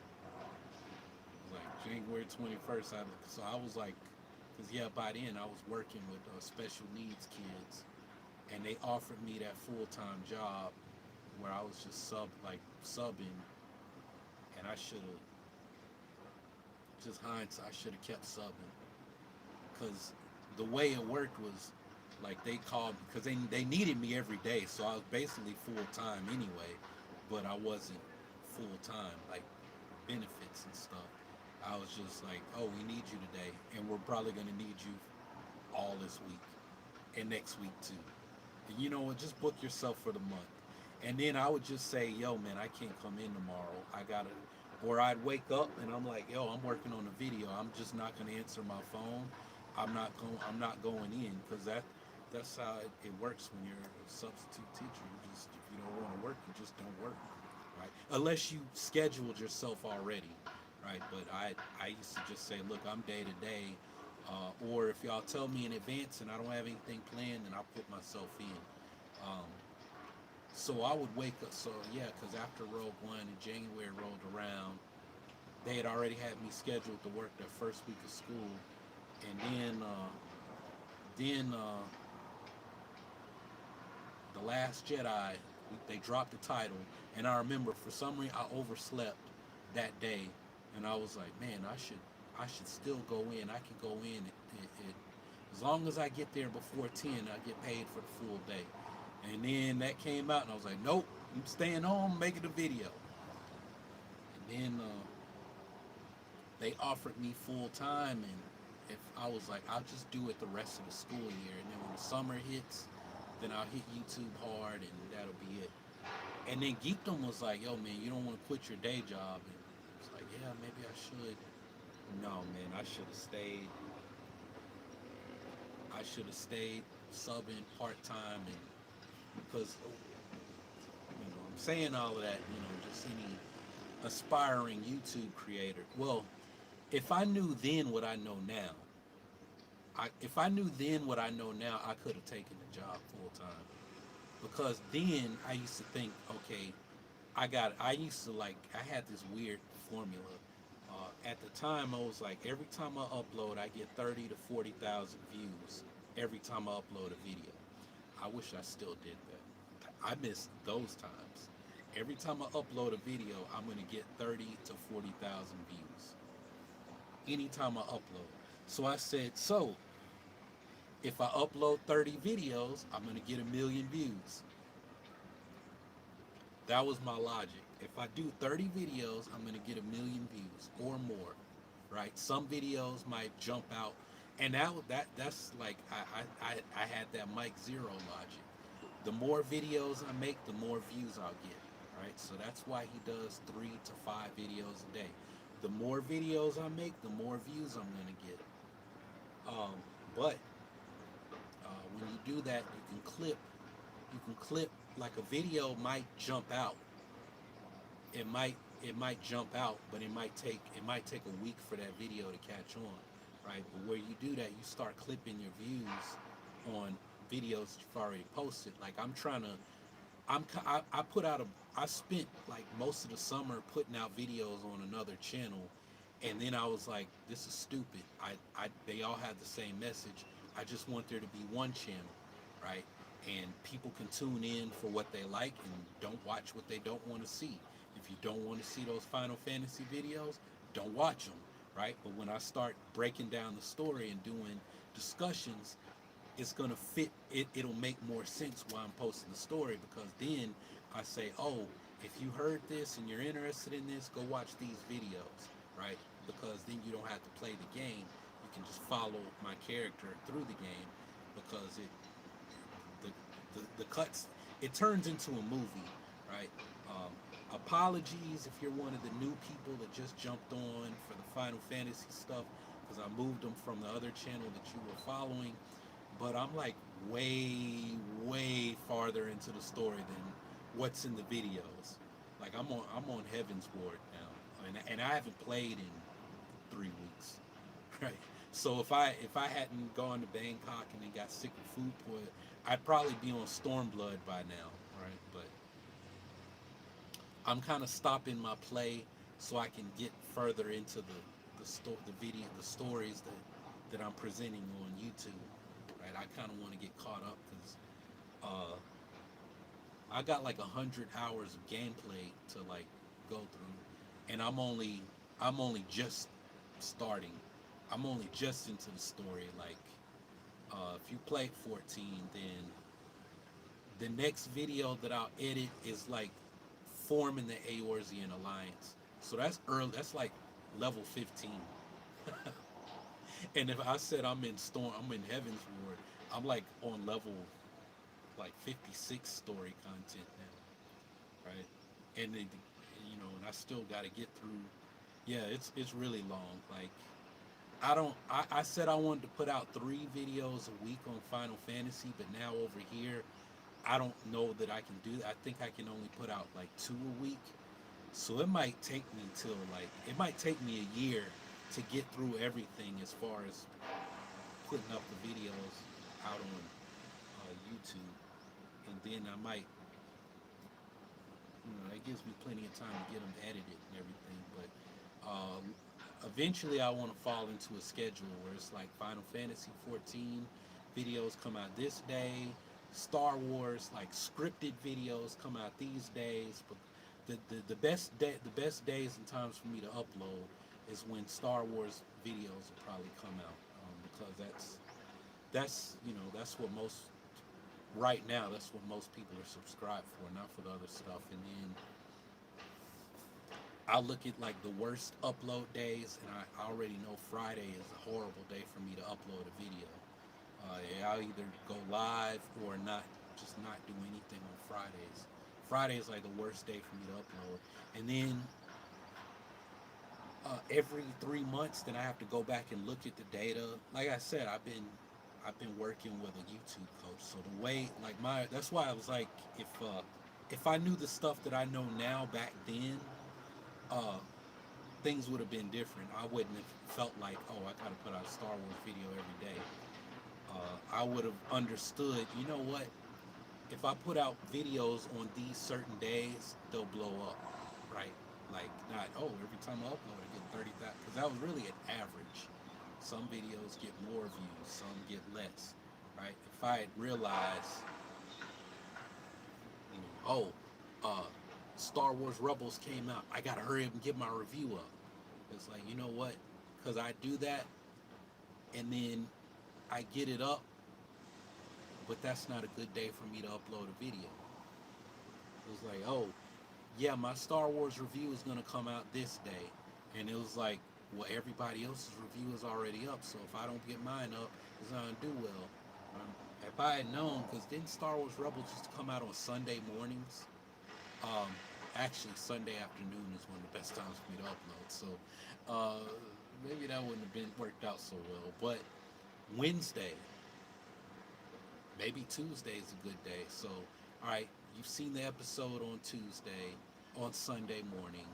Everybody's got their review up by Sunday, but maybe I take a little bit more time to work on my review and post it on Tuesday.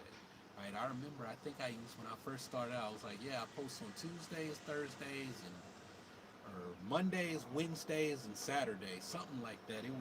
It was based on my class schedule, because I'd have the day before, I had a light class schedule so I could write, edit, film, edit, everything. And then I would post the videos on the days that I had class. Right? Or no, I don't think I used to schedule my videos. Or I think I used to post them and then leave to go to class. That's what I used to do. I would post the video and then go to class. Um, or I would post them that night before. Usually it was the night before. Yeah. Um, but yes, so that was how I had my schedule before. But if I knew this stuff then, like how to go and look in my analytics, and this is the best time to post, this is not a good time to post, I shouldn't do anything at all except community post, or post on the community tab, or mess around with playlists and go back and clean up data on an old video, make a new thumbnail. I didn't know any of this stuff, man. Like, if I had known that back then, I could have been having fun, playing with kids, and taking an easy job just to get out the house and go do something for the day. Come home, make video, work out, make a video, and say, all right, I have 2 days to work on this video, so I don't need to rush. I can come home this day where I don't feel like editing or filming. I can write the video, and then I know when I get in this day, boom, throw up my script, put my shirt on, a costume, whatever. As soon as I walk in the door, get it filmed. Now I can go chill out, work out, relax, and then eat some dinner, and then sit down later and edit it. And then the next day, all right, now it's gonna go up, right?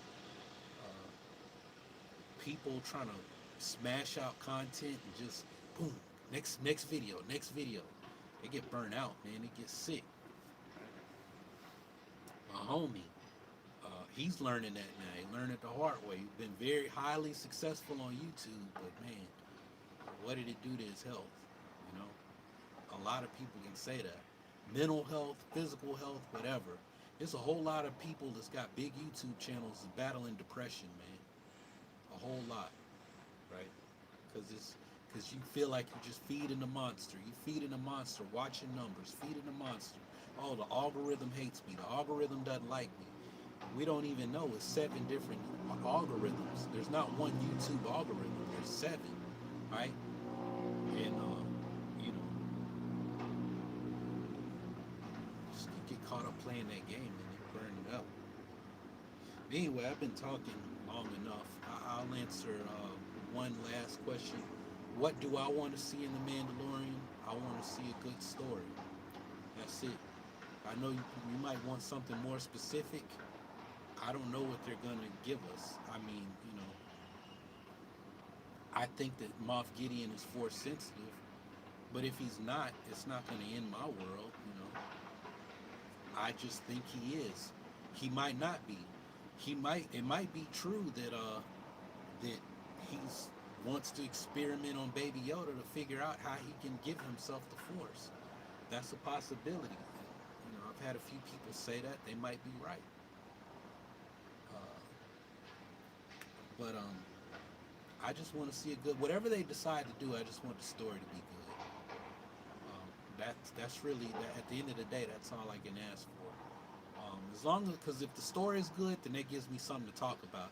If the story is bad, I ain't gonna have anything to talk about, and that'll hurt me because the majority of my subscribers want me to make Star Wars videos, and I'm like, yo man, there ain't nothing there. I'm gonna talk about Final Fantasy 14 because there's plenty. Trust me, it's plenty to talk about there. It's plenty to talk about. So check out those videos. I gotta upload. Like right now, I'm uploading videos from my other channel. Um, but I do need to finish the one that I'm editing. That what video went up today? It's the one where Master Heyman got knocked out. Yeah. Uh, the next video that goes up tomorrow, or I don't think I'm posting one tomorrow, or publishing. Maybe I am. I don't know. I mean, it's already, the video's made already. I just don't know when it's gonna go live. I haven't decided because I thought about like taking a break. Oh yeah, I am. It is gonna publish tomorrow, and then the Ray video, the live stream I did about Ray surpassing Luke Skywalker. I made that private because I wrote out the important stuff, and then I like filmed a video. I gotta edit it today. That'll be Sunday's video, and then hopefully I have the next Final Fantasy video ready to go for Monday. That's probably the one that actually, because I think I'll be caught up then. And then after that, there won't be Final Fantasy videos posting every day. Like I said, I'm probably just going to do those 2 days a week. And then 2 days a week of Star Wars. And then whenever I have like something I want to talk about, I'll just do a live stream in the morning. Most likely on Star Wars, but I think the next live stream, I think I'm going to try to pull up some notes on,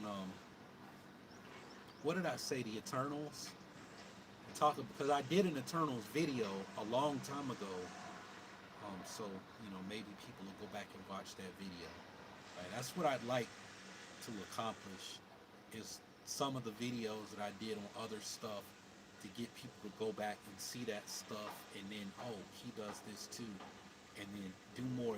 So that way I can get feedback, like what people want to see that's not just Star Wars. Oh, you did this.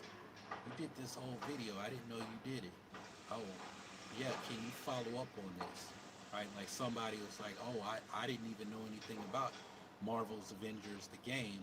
Can you make more videos? I was like, sure. Sure, I know at least one person will watch it. Right? The last beta weekend is going on right now, but they didn't do anything but fix like the motion blur and stuff. So I played like for like an hour last night. I I want to play to capture footage for videos that I might put out, but I don't want to spend too much time in it because I need to get back on making videos and editing this Ray video. So yeah, the talk I gave about Ray surpassing Luke Skywalker, I wrote out everything and filmed it, and now I got to edit it and get that ready to go for Sunday. Um, and would I watch a Last Dragon sequel? I would. Tay-Mac actually was working on one, but I don't know what happened with it. A long time ago, they were going to reboot it, and Samuel L. Jackson was supposed to be Sho'nuff. Chris Brown was going to be Bruce Leroy. Like, I don't know if it was going to be a remake, a reboot, or a sequel. But then Chris Brown decided it would be a good idea to punch out Rihanna, and yeah, that was the end of that. he tried he tried to go Last Dragon on Rihanna's face. So that's how long ago because that was like 2008. So yeah, they wanted to do a remake or a sequel or a reboot or something a long time ago. So yeah, I'm not really like trying to pitch the my training programs on this channel anymore. Not because well, some of it I was working with a trainer. Um, but like the last group I worked with, I like moved to Thailand.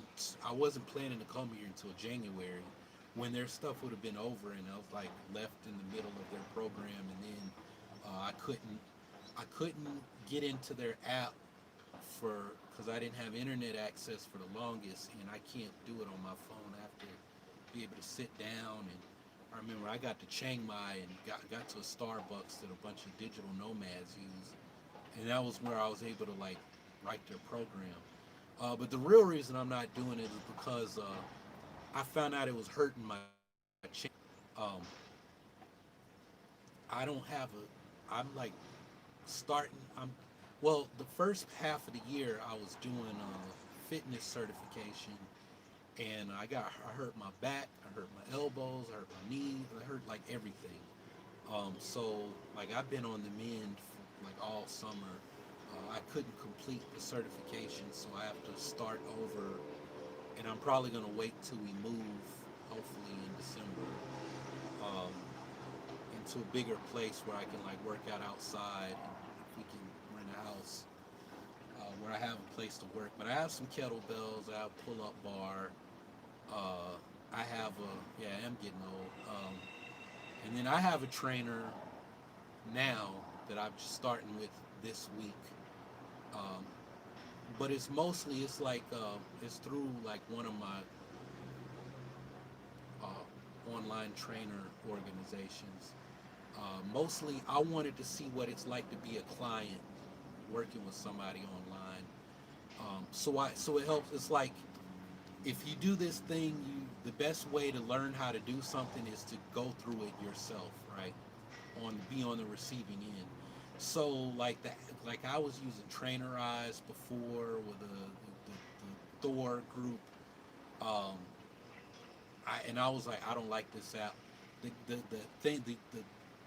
app that he uses is awesome because you can. It's like got an instant messenger right there in it. So like, I had a question. He shot me. He like recorded a video, just like Instagram or Snapchat or something. It's got something like that, right? Um, and it's not like one of them I used only worked on iPhone. Uh, so like the communication was bad on all of them. Yeah, you did the Thor thing. Um, the Thor one, I want to do another Thor thing, but I want to like actually, because the Thor one was like experimental because somebody had the program, and I was like, I want to coach people through this and see if, and I was doing it too, and I was like, I don't like this. There's some things missing. Like it would have, if I taught a class like in person, it would have been a lot different.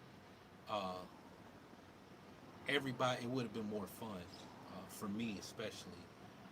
But kettlebells, something like that. Like one guy did it, and he said he liked to play basketball, and he said it helped him a lot with basketball. But he sent me some videos, and I was like, oh man, you're doing all the lifts wrong.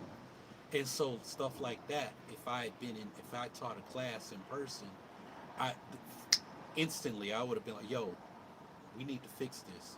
Like, dog, this is this. I don't like to say this is wrong, but that shit is wrong. Right? I believe your form is dictated by your body, right? So I'm short. People think I'm tall, but I'm short. I got really long arms. I'm built like a tall person, except I got short legs and long arms, right? So the way my kettlebell technique is going to be a little bit different from somebody who is short with short arms and short legs, and somebody who's tall with long arms and long legs, right? But there's some things it's like, yeah, this is definitely wrong. We need to fix this.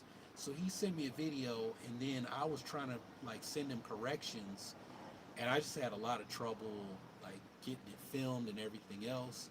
Right? Um, and then there were like little cues with that.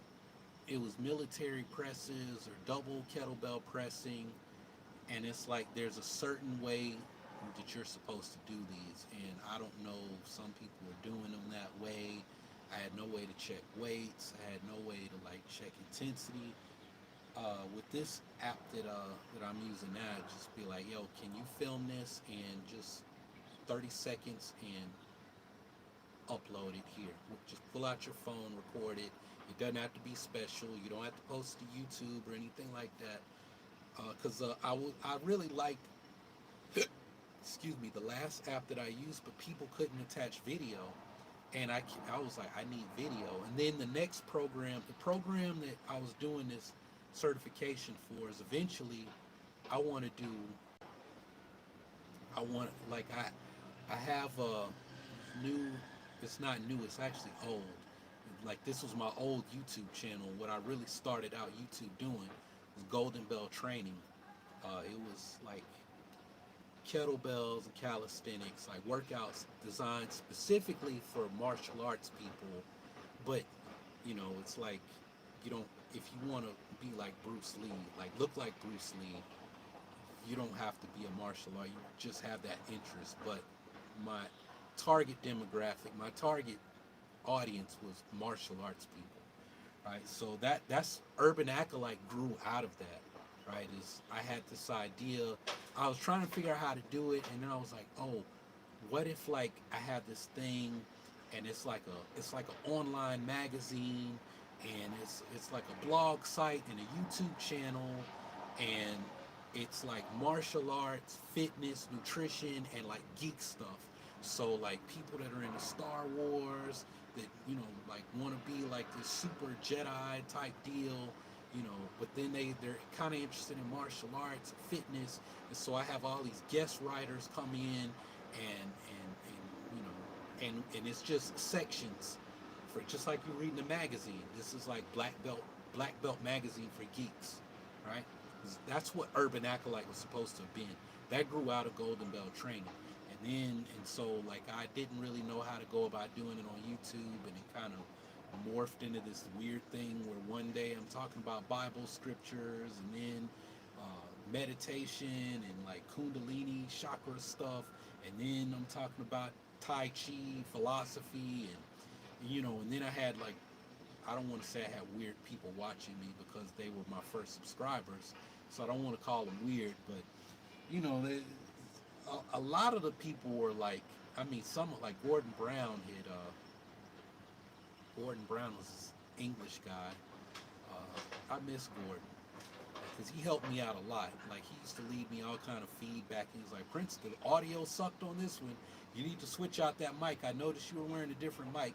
Try the mic you used last week, bud. So he was great. Like Gordon Brown helped me out a lot. And then Nancy B, if you find any of those old videos, actually they're on I moved the videos off this channel onto my vlog channel. My name is Prince.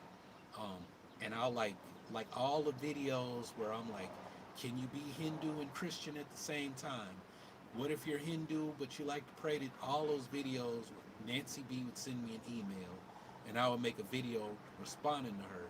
Right? She was the first person to subscribe to this channel.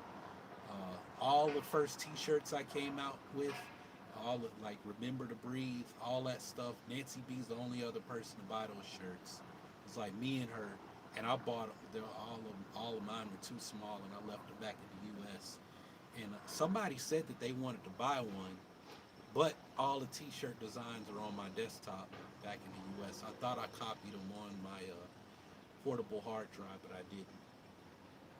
You know, I think because I bought them, somebody on Fiverr designed them. I might be able to go on Fiverr, so maybe those T-shirts will come back. They might, the second run, they might do better. I don't know. But all the Remember to Breathe, that all of that came from that. That's where all that started. Like me, y'all keep on breathing. It came from Remember to Breathe every now and then, like all that stuff. The one with the solo font. That design, I have that one. I think it's on Teespring. I don't really push the merch because I don't even have any. I left all of that back home, and I don't know if they charge me more to ship it to Thailand or not. I haven't been pushing the merch because I don't really make much money off it. It's cool, you know. I saw, homie Chris Ryans did a cameo. He did a collab on. I heard funny noise. I was like, man, I almost fall off this balcony on a live stream. Died on a live stream. Fell off the side of the balcony. But yeah, Chris Ryans did a collab on Star Wars Explained, and he had on an Urban Acolyte T-shirt. I was checking the comments because I was like, I wonder if anybody will say anything about his shirt, but nobody did.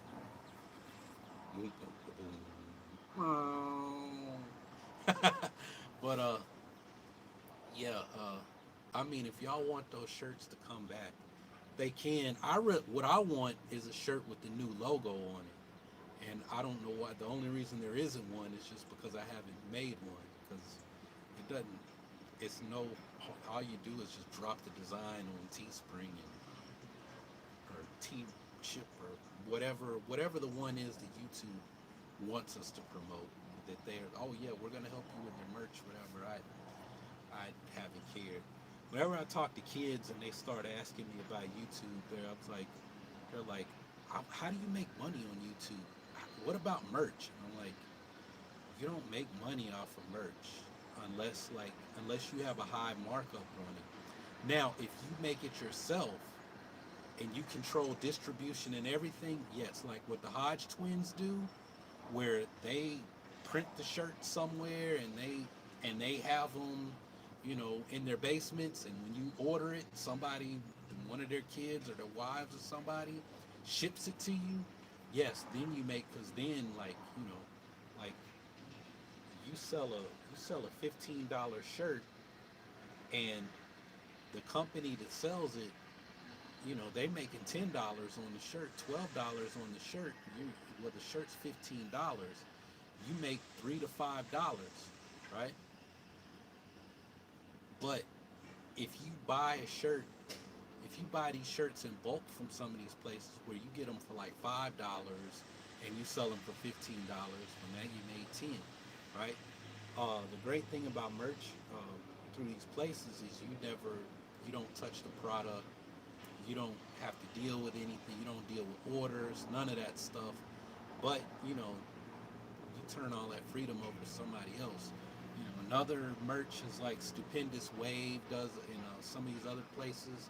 They have this thing with Hello Beautiful.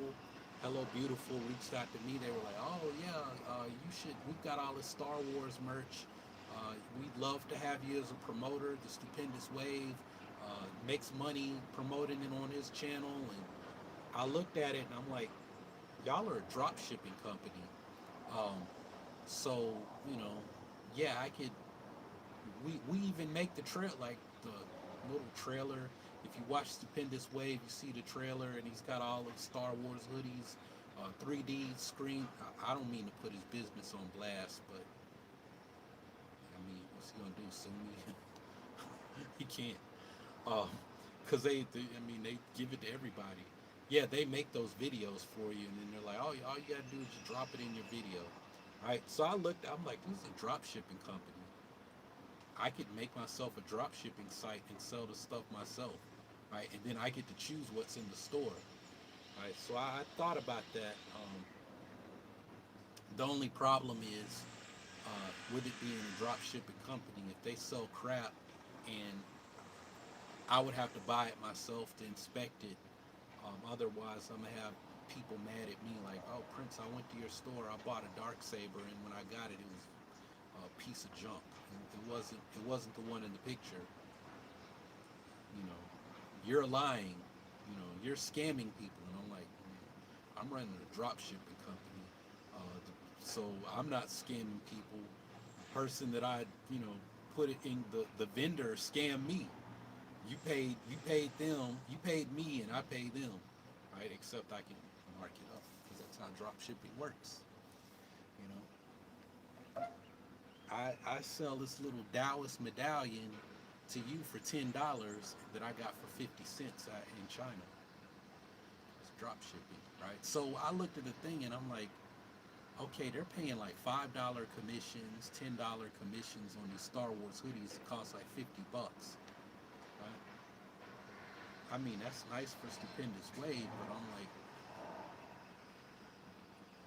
well, what if this Star Wars hoodie actually costs $10 out of China? They're paying you $5 to add to in affiliates, but for a $50 hoodie, but I could have my store and charge 40 for it and make 30. That actually might happen one day. The only thing is, I don't want to deal with the refunds and exchange the refunds. I don't want to deal with that part because then it's, I'd say, yo man, I'm sorry, but you might as well just keep it because you're gonna have to ship it to me in Thailand, and then I'm gonna have to ship it to China. That's Oh, I'm sorry for you. That's the only reason I haven't made a store myself. And was like, I don't. Why am I going to be an affiliate for Hello Beautiful when I can just make the website myself and put my own stuff in it? I don't know. If I can find a way to deal with the refunds, I just might do it. Just say no refunds. Because that's how the stores are over here. You buy something in the mall, and they'll hand you the receipt, and it says no refunds. You can exchange it for you have like 7 days to exchange it, and after that, that's it. But you don't get a refund. That's how all the stores work here. So buyer beware. I'm gonna have to look into that. Look into drop shipping. Anyway, y'all, been 2 hours. Quick recap: Kathleen Kennedy, the future of Star Wars, Baby Yoda, the Mandalorian. Baby Yoda was Kathleen Kennedy's idea too, so if anybody tells you anything different, it's in writing. She said it in an interview. They're lying to you. Uh, this beef between Kathleen Kennedy, Jon Favreau, Dave Filoni, the ongoing civil war at Lucasfilm is not true. Kathleen Kennedy is working with Jon Favreau. She and Jon Favreau together pitched The Mandalorian. What's the future of Star Wars? Right now, it's going to be Disney Plus. There are a lot of, from what she's saying, they are vetting a lot of filmmakers. A lot of people are pitching projects to them. They're looking at anywhere on the timeline. They could do the past. They could do the future. They could do anywhere in the past regarding the Jedi. Taika Waititi is writing his script for his Star Wars movie. Will that be the movie that Kevin Feige is a producer on? I don't know, but it would be cool. Taika Waititi writing and directing a movie that Kevin Feige produces. Did they say Kevin Feige is going to produce a movie or a trilogy? I need to look into that later on today. And they could throw Brie Larson in it just to totally piss off the fandom menace. and then give all the praise and glory to Kathleen Kennedy, who oversaw the project that Kevin Feige produced, that Taika Waititi wrote and directed, that Brie Larson had a starring role in. I would like for that to happen. Make Brie Larson a Jedi when she's not busy being Captain Marvel. I would be okay with that. But for now, the future of Star Wars is going to be on Disney Plus, and if I were them, and they don't have no reason to listen to me at all, I need to clip my fingernails, long finger, clip my nails. If I were them, I would use Disney Plus to set up whatever the next big thing is from Star Wars in the movie. If there's going to be a big trilogy, I would use Disney Plus to hype it up. The same way Marvel is doing, I would do that. You know, a long time ago, Alex, whatever his name is, this is my Lamborghini. This is my car. I want you to start drop shipping and buy my courses on drop shipping and use my email autoresponder, right? And I'm talking about Kathleen Kennedy and Lucasfilm and why we need to boycott Solo, because I'm really just trying to jump on the Fandom Menace hype train so that I can sell you my course, because ultimately I don't care about Star Wars, right? I just want to buy another new sports car, right? That's what was that Alex dude's name? I forgot. I went at him and he actually watched the video and he kind of backed down in the comments a little bit, right? And then and at the time, I didn't know until later that, you know, this was all a big marketing thing so he could sell his course. I know that because the person who worked with him on the marketing thing, I know who that is, right? He sells Instagram courses, right? And he was talking about it there, and I was like, oh, makes sense. So I think one video, I was like, yeah, Alex, if you're watching this, tell Josue I said hello. Yeah, I know the business, baby. I know. I know. I know. People calling me a hater and everything else, y'all don't know. I know. Because they told me. He said it, right? I know your game plan, dog. He gave me the playbook, right? But he said, one of his things he said was Lucasfilm. Nah, I don't have an iPhone. I just had these earbuds. I'm in Asia, man. You can get everything here. I don't have an iPhone. I just had an AirPods. You get these everywhere here, man. They even gave me free AirPods with my phone, my Korean phone. That's not an iPhone. AirPods everywhere here, man. For like $5. I remember it was a dude when the AirPods first came out. A dude walked up to me in the parking lot of when I went back to DCS, and he was trying to sell me some AirPods for $20. He was like, "Yeah, man, I only got like two left. $20. I don't have any cash on me." It's like, "Hey, man, if you can go to ATM somewhere." I was like, "I only got two left, and I'm gonna sell these fast." I was like, "Man, I don't know. I like them, man, but now I'm glad I didn't buy them, because you can get AirPods here for $5, maybe less. What is that? $5, 150 baht. Yeah, that sounds about right. Yeah, $5 you get AirPods. I got free with my phone too. Uh, so I have two sets of AirPods. No bullshit. But no, I don't have an iPhone. iPhone 11. My wife, when I got my phone, she was trying to talk me into getting the iPhone 11 and giving it to her, and then I would use her Note 10. Yep. Still here.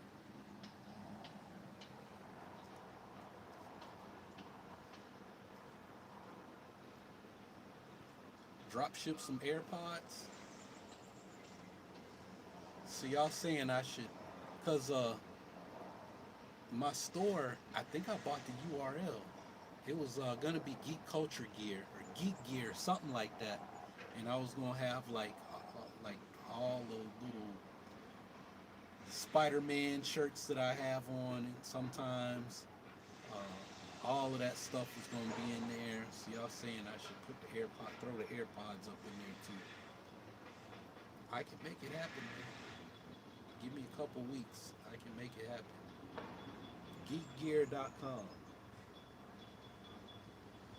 I really did want to do it more for my other business, my other training business, uh, because uh, Feiyu shoes, like those are the shoes that like the Shaolin monks wear.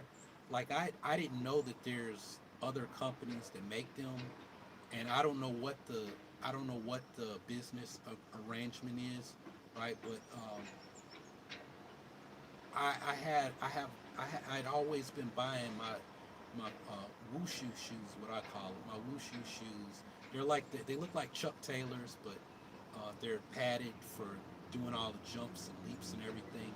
If you've seen Shaolin monks, it's the sneakers that they wear, right? Or if you've actually done wushu, then you know the shoes I'm talking about, right? But anyway, so like on where all the site you go on, if you're a drop shipper, I got myself a pair of like Feiyu shoes from the actual company. The difference in quality, and you pay the same. That's what I couldn't understand. I paid the same thing because during COVID, when COVID hit China, not when it hit the rest of when it hit China, everything shut down. You could. That's the bad thing about drop shipping is like COVID. All shipping was stopped. Nothing was getting in or out of China. Everything stopped. Like I had ordered my supplements, my creatine, everything, protein powder. I had this huge shipment of like supplements that I just went crazy on iHerb, and the shipment went to Hong Kong and stayed there for 2 months. It was just like sitting in the warehouse in Hong Kong for 2 months. I'm like, yo, man, where's my stuff, man? Like, what's going on? You couldn't track it or anything. It just like it like went to this warehouse and that was it, and it just sat there for 2 months. Right, I ordered it in February and got it in like the middle of May. It was nuts, man. Like I was like, where's my stuff? Um, so that's the bad thing about it. If you had a drop shipping business when COVID hit.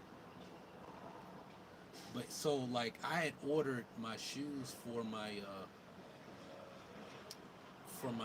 apprenticeship for the calisthenics stuff I was doing, like to get that certification, because they recommend if you train outside to wear that kind of shoe. Um, and so like I was like, yo, man, I want to like have. So when I was first thinking a drop shipping store, it was really if I have clients and they want gear, right, to training gear, not steroids, but training stuff like I'm using. Here's how to get it from China, because I mean, if you're doing wushu, that's a sport, and that's like the biggest sport in China. So you won't probably want to get your gear from China, right? Um, but then they're like I used to deadlift in those shoes, and they're great shoes for training. Period. Like basically anybody who might train with me in the future, if y'all want to do some of the future stuff that I'm planning on doing, uh, I highly recommend like those shoes. Don't have to wear like if it's easier to get a pair of Chuck Taylors, get the Chucks, right? Don't get these exotic shoes from. But they're probably cheaper than a pair of Chucks. There's also that, right? Because you get a pair of Feius for like $20. But the $20 ones were the ones that I was getting, not the ones actually, which only cost like a few bucks more, right? It's like the 20, $25, like that much of a difference. It's negligible, especially the quality. So I was like, man, I'm tired of this. I went on Amazon. I found a place that was ship. Oh shoot! Did the Snyder cut for Justice League the trailer just drop or something? 'Cause I just got an alert from. I bet that's like a preview thing. Cause doesn't I mean it's already the 22nd year. But DC fandom doesn't start till tomorrow, so I don't know what I'm getting from. Sometimes emergency awesome. Like sometimes Charlie annoys me. Like he's like this isn't the thing. This is like a preview of the thing. This is like a thing talking about the thing that hadn't come out yet. But it's number one in this genre, this niche. And I'm gonna be studying his channel a lot over the coming weeks as I like branch out. Cause I always envision my channel being something like his, except I'm not doing top tens and stuff. I'm like just kind of having deeper discussions on the themes. But I like always watch my first Star Wars videos. Like I copied him exactly. It was like even I get to the end and it's like, oh, and if you want more, see my next video where you talk where I do this and this other thing. Like I was basically emergency awesome for Star Wars people. Because that's who I learned from. Um, so yeah, I gotta get back to studying his channel and not watching it just as a regular viewer, but studying. There's some specific things that I won't talk about here. Y'all wouldn't want to know that, but like as far as like pacing and because I know his videos are scripted. It might not be a full script, but there's an outline that he follows. There's a loose script. Oh, my wife is up. And she's running around naked. I'm not flipping the camera. That's usually her. That's why I stopped live streaming. Because I did that one live stream where I was watching the Phantom Menace, and she like walked right by the camera with no clothes on. I'm like, that's Thailand. The women get hot and they just take off their clothes. What about air conditioning or something? Well, they do that too, but they just take off their clothes. That's it. That's Thailand. Oh, I'm hot. Just go take off. Right. I think they're listening to Nelly. It's getting hot in here. They took it literally. It is what it is. That was why I was like, I got family. I can't live stream. I never know what's going to happen. Just see a random naked person walk right by me. That's also why they don't really want you live streaming and showing stuff on Walking. Well, before on Walking Street. Now, I don't know because I don't watch those. I don't watch the Thailand videos like that anymore. The Thailand videos I watch are like the videos from people who like actually live here and have families and stuff.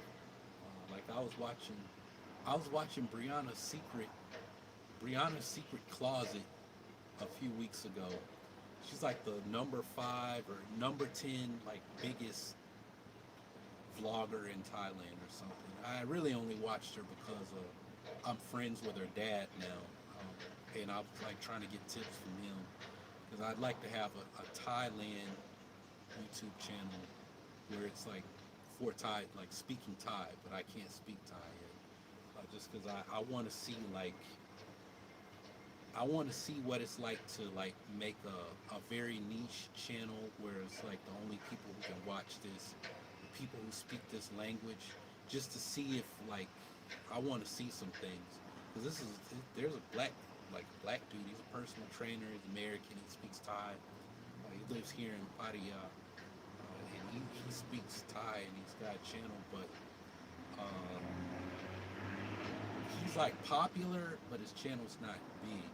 And I think he does YouTube for fun, but I'm like wondering why is his channel not so big? And I think it might have more to do with just the videos he makes. Like they're kind of I don't speak Thai, so I don't know what he's talking about. But he does a lot of interviews where he like interviews other expats who also speak Thai, which I guess is cool. Maybe there's a community for that, but I would just rather have a channel that to see if Thai people want to watch what I'm doing, and then I've learned that like being on YouTube is highly, the way your videos are is highly dependent on your region and your audience. Like Asian YouTube channels, they have all these weird sound. It's like watching a cartoon. You know, like if I'm eating something, you can't just eat it. It's got to have like the sound effects and like weird, like in your face graphics. And I've noticed that on all the big uh, Asian uh, channels that I like. If you watch Slice and Rice, Matt and Gloria, if they weren't speaking English, if they spoke Korean, they would be big. Like the way their videos are, that's like an Asian style YouTube video. You can't just sit and talk, and they don't care about. If I really, I could do a Thai channel and just talk about the same. I could do Urban Acolyte in Thai, but the videos couldn't be the same, right? Because I'd have to have all kind of sound effects and like cartoons jumping off at you and just all kinds of weird stuff. Because it's different, man. It's something that's kind of made me think like the way people process information culturally. We're culturally different, right? It was more. I don't know if y'all know it, but I'm a big fan of Sam Harris, but and I'm not saying I'm a fan of like his political views and stuff like that. Sometimes I feel like, yo, man, you're in over your head. I'm not one of those. You need to stay in your lane, but sometimes you're in over your head, right? If you're not as knowledgeable on a topic as you might think you are, maybe you just need to, yo, man, this is my opinion, but I'm not an expert here, right? You're a smart dude, but you're not an expert on this, right? But he keeps putting out this study. Jordan Peterson talks about it, like this study where they're like, oh, well, these races have higher IQs than these races.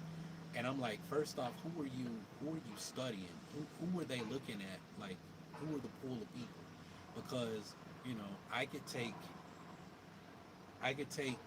you know, the five black people I knew from nuke school, and you know, you grab any race of people in another rate out of the Navy, and we're probably going to have a higher IQ than them, right? Because we're all nukes. We're smart enough to get into the nuclear propulsion program.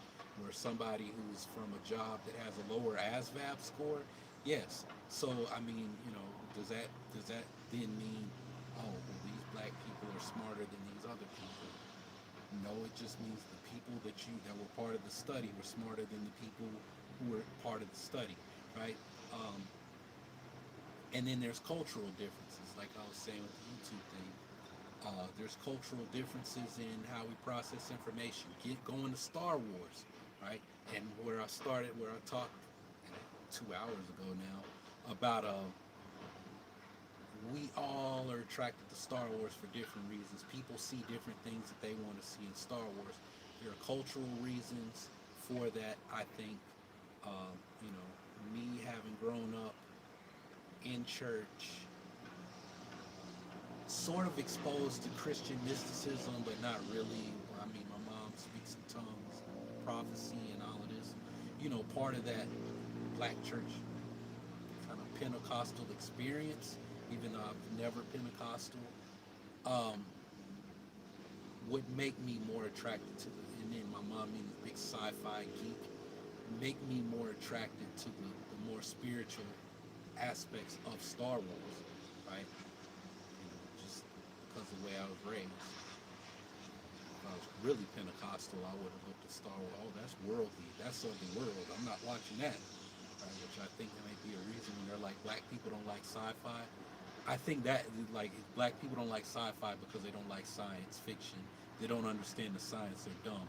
No, I think a lot of black people who don't like sci-fi aren't into Star Wars, Star Trek, all of that. Because of that Pentecostal upbringing, that this is of the world, we reject this is satanic. That view, right, is innately part of the black experience in America. Right? A lot of people get that, or they've gotten pieces of that and don't know where it came from. You know, A lot of Asian people don't like, just aren't interested in Star Wars because, well, it's shot for the West.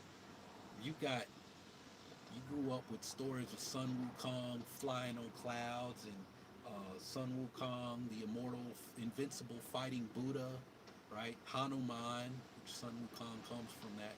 Hanuman, the Hindu monkey god, and you grew up with stories about Hanuman. And Hanuman had all the women after him, but he only took one wife and had children with the one wife and his child. Uh, his son is basically Gohan from Dragon Ball. I'm gonna have to talk to my wife about Hanuman's son and son Gohan. If I could get her to come on a video, she like, well, she's not interested in YouTube, but then she don't want to like talk because she's afraid y'all will make fun of her English, and I'm like, okay, then speak Thai. I won't know what you're saying, they won't either, but they can't make fun of me. But if you like Dragon Ball and you listen to her talk about Sun Wukong and then Hanuman, you'll like the whole, like, she talked to me about the Fox Girl, the Fox Demon, and Sun Wukong, and it changed the whole way I think about Goku and Chi Chi. Geekdom could make a dope video if he could talk to my wife, like, because I mean, nobody's really gonna watch me talk about drag. Y'all will. Appreciate y'all. Love y'all, man. Giving y'all the kung fu salute. Love you, man. But like, you listen, and this is stuff she grew up with. So then when you was like, oh, here's Star Wars, like, bro, my bedtime stories are better than this.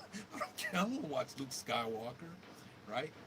Culturally, the way, the stuff that attracts us, the way we process information is all different.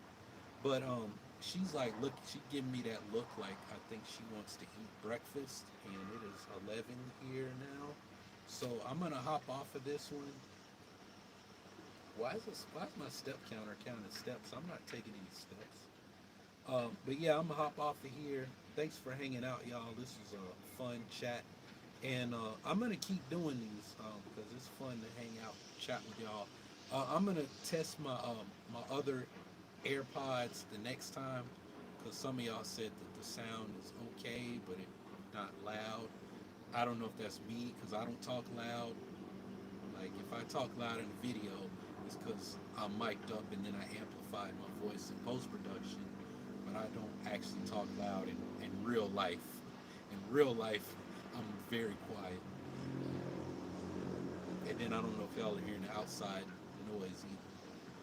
But anyway, we don't know what the future of Star Wars is, but I feel good about the fact that Kathleen Kennedy said they're like, they have a lot of filmmakers pitching things. It sounds like they're not going to play this Hollywood game where it's like all these popular people are just going to come in and take turns making Star Wars crap. The fact that she said that we have people who've been influenced by Star Wars, who love Star Wars, who are coming in wanting to work on Star Wars, it makes me feel good, because I really feel like what George Lucas did for Dave Filoni, just me, if you want to make a Star Wars movie, you got to be willing to go under Dave Filoni's wing and become a Padawan, right? We've established this master-apprentice relationship. You've got to be willing to come on under Dave Filoni and George Lucas as an apprentice before you can touch Star Wars. That's what needs to be the future of Star Wars, and I'm hoping that's what Kathleen Kennedy was hinting at. And I think I'll kind of want to make a video talking about that. Not a long, maybe like 5 minutes, just to say, look, this is what the future of Star Wars needs to be. Is it in order to work on Star Wars, just like they had all the people working on the High Republic, they brought them all out to the ranch, they sat down, they had the whiteboard, we saw all of it, they're brainstorming, we need, all right, we're going to tell a story about a new era that's never been explored, never been looked at in Star Wars. and we're all different people coming in with different perspectives, but we've all worked on other Star Wars projects that people seem to enjoy. We need to have these themes be present. Whatever project we're working on, story, but we need to have a unified front, and we're gonna commit ourselves to staying within this framework. We can tell the stories, but these are the parameters for the playground, right? Just like if we're all gonna work on a video game, right? But this person's doing Grand Theft Auto 5, this person's doing Smash Brothers, this other person, they're doing Duck Hunt. That's not gonna work, right? All right, we're all doing Grand Theft Auto 5. So this project that you're doing, this project you're doing, but it's all within Grand Theft Auto 5 and the rules for Grand Theft Auto, right? Not Smash Brothers where out of nowhere Mario is gonna jump up and steal a car and then jump out of it. It's not ready. This is not Ready Player One, where we just got everything there, right? I'm driving a DeLorean and then Donkey Kong is chasing after me, and then I smash my DeLorean and now I'm in a Gundam. I turn into my DeLorean turns into Voltron. It's not Ready Player One, right? We're setting the parameters, and then we're gonna explore this world that we have created, right, from our various points of views and angles and experiences and methods and ways of telling the story, right? That's what I'm hoping she's saying in this statement about we've got all these people who grew up inspired by Star Wars and are filmmakers, and we're thinking about where we want to go as far as the timeline of the Jedi and the sky's the limit, right? So I'm gonna get up from that one because this chair actually is too low and it hurts my knees. I think my wife wants to eat breakfast. So thanks for hanging out. I'm gonna leave this up and I will catch y'all on the next one. If you're bored and you want something to do, hey man, go to that Final Fantasy playlist. Just press play. I'm making movies for y'all, right? Every episode is gonna be like 25 minutes moving forward. Especially the next one. The next one's like all cutscenes, so it really is like watching a movie. The next one and the one I'm editing, they're like almost all cutscenes, right? So, and then I know when you get to, when I get through all of the story for Realm Reborn, then there's like an hour long, one of them's like an hour long cutscene. Like it's just a bunch of cutscenes and the story is dope, right? So, appreciate the people watching the Final Fantasy videos who are players who've come over or they like follow Final Fantasy content that are giving me tips. Appreciate the tips. But like I said, I'm actually, y'all are watching stuff that I did back in May or April. But it's all good. Keep the advice coming. Just don't spoil anything for anybody. Um, and if you, because I know one guy almost spoiled something from Shadowbringers that I know it's going to happen in Shadowbringers, but I don't know the details, and I'm really hoping he doesn't spoil something for me or the audience or the people that are watching the videos that aren't going to play the game that just want to see the story laid out, or they want to go back and see the story that somebody else is going through. But anyway, I'm getting low battery alerts and everything else, so I will holler at y'all on the next one. Thanks for watching. Y'all keep on breathing, and may the force be with you always.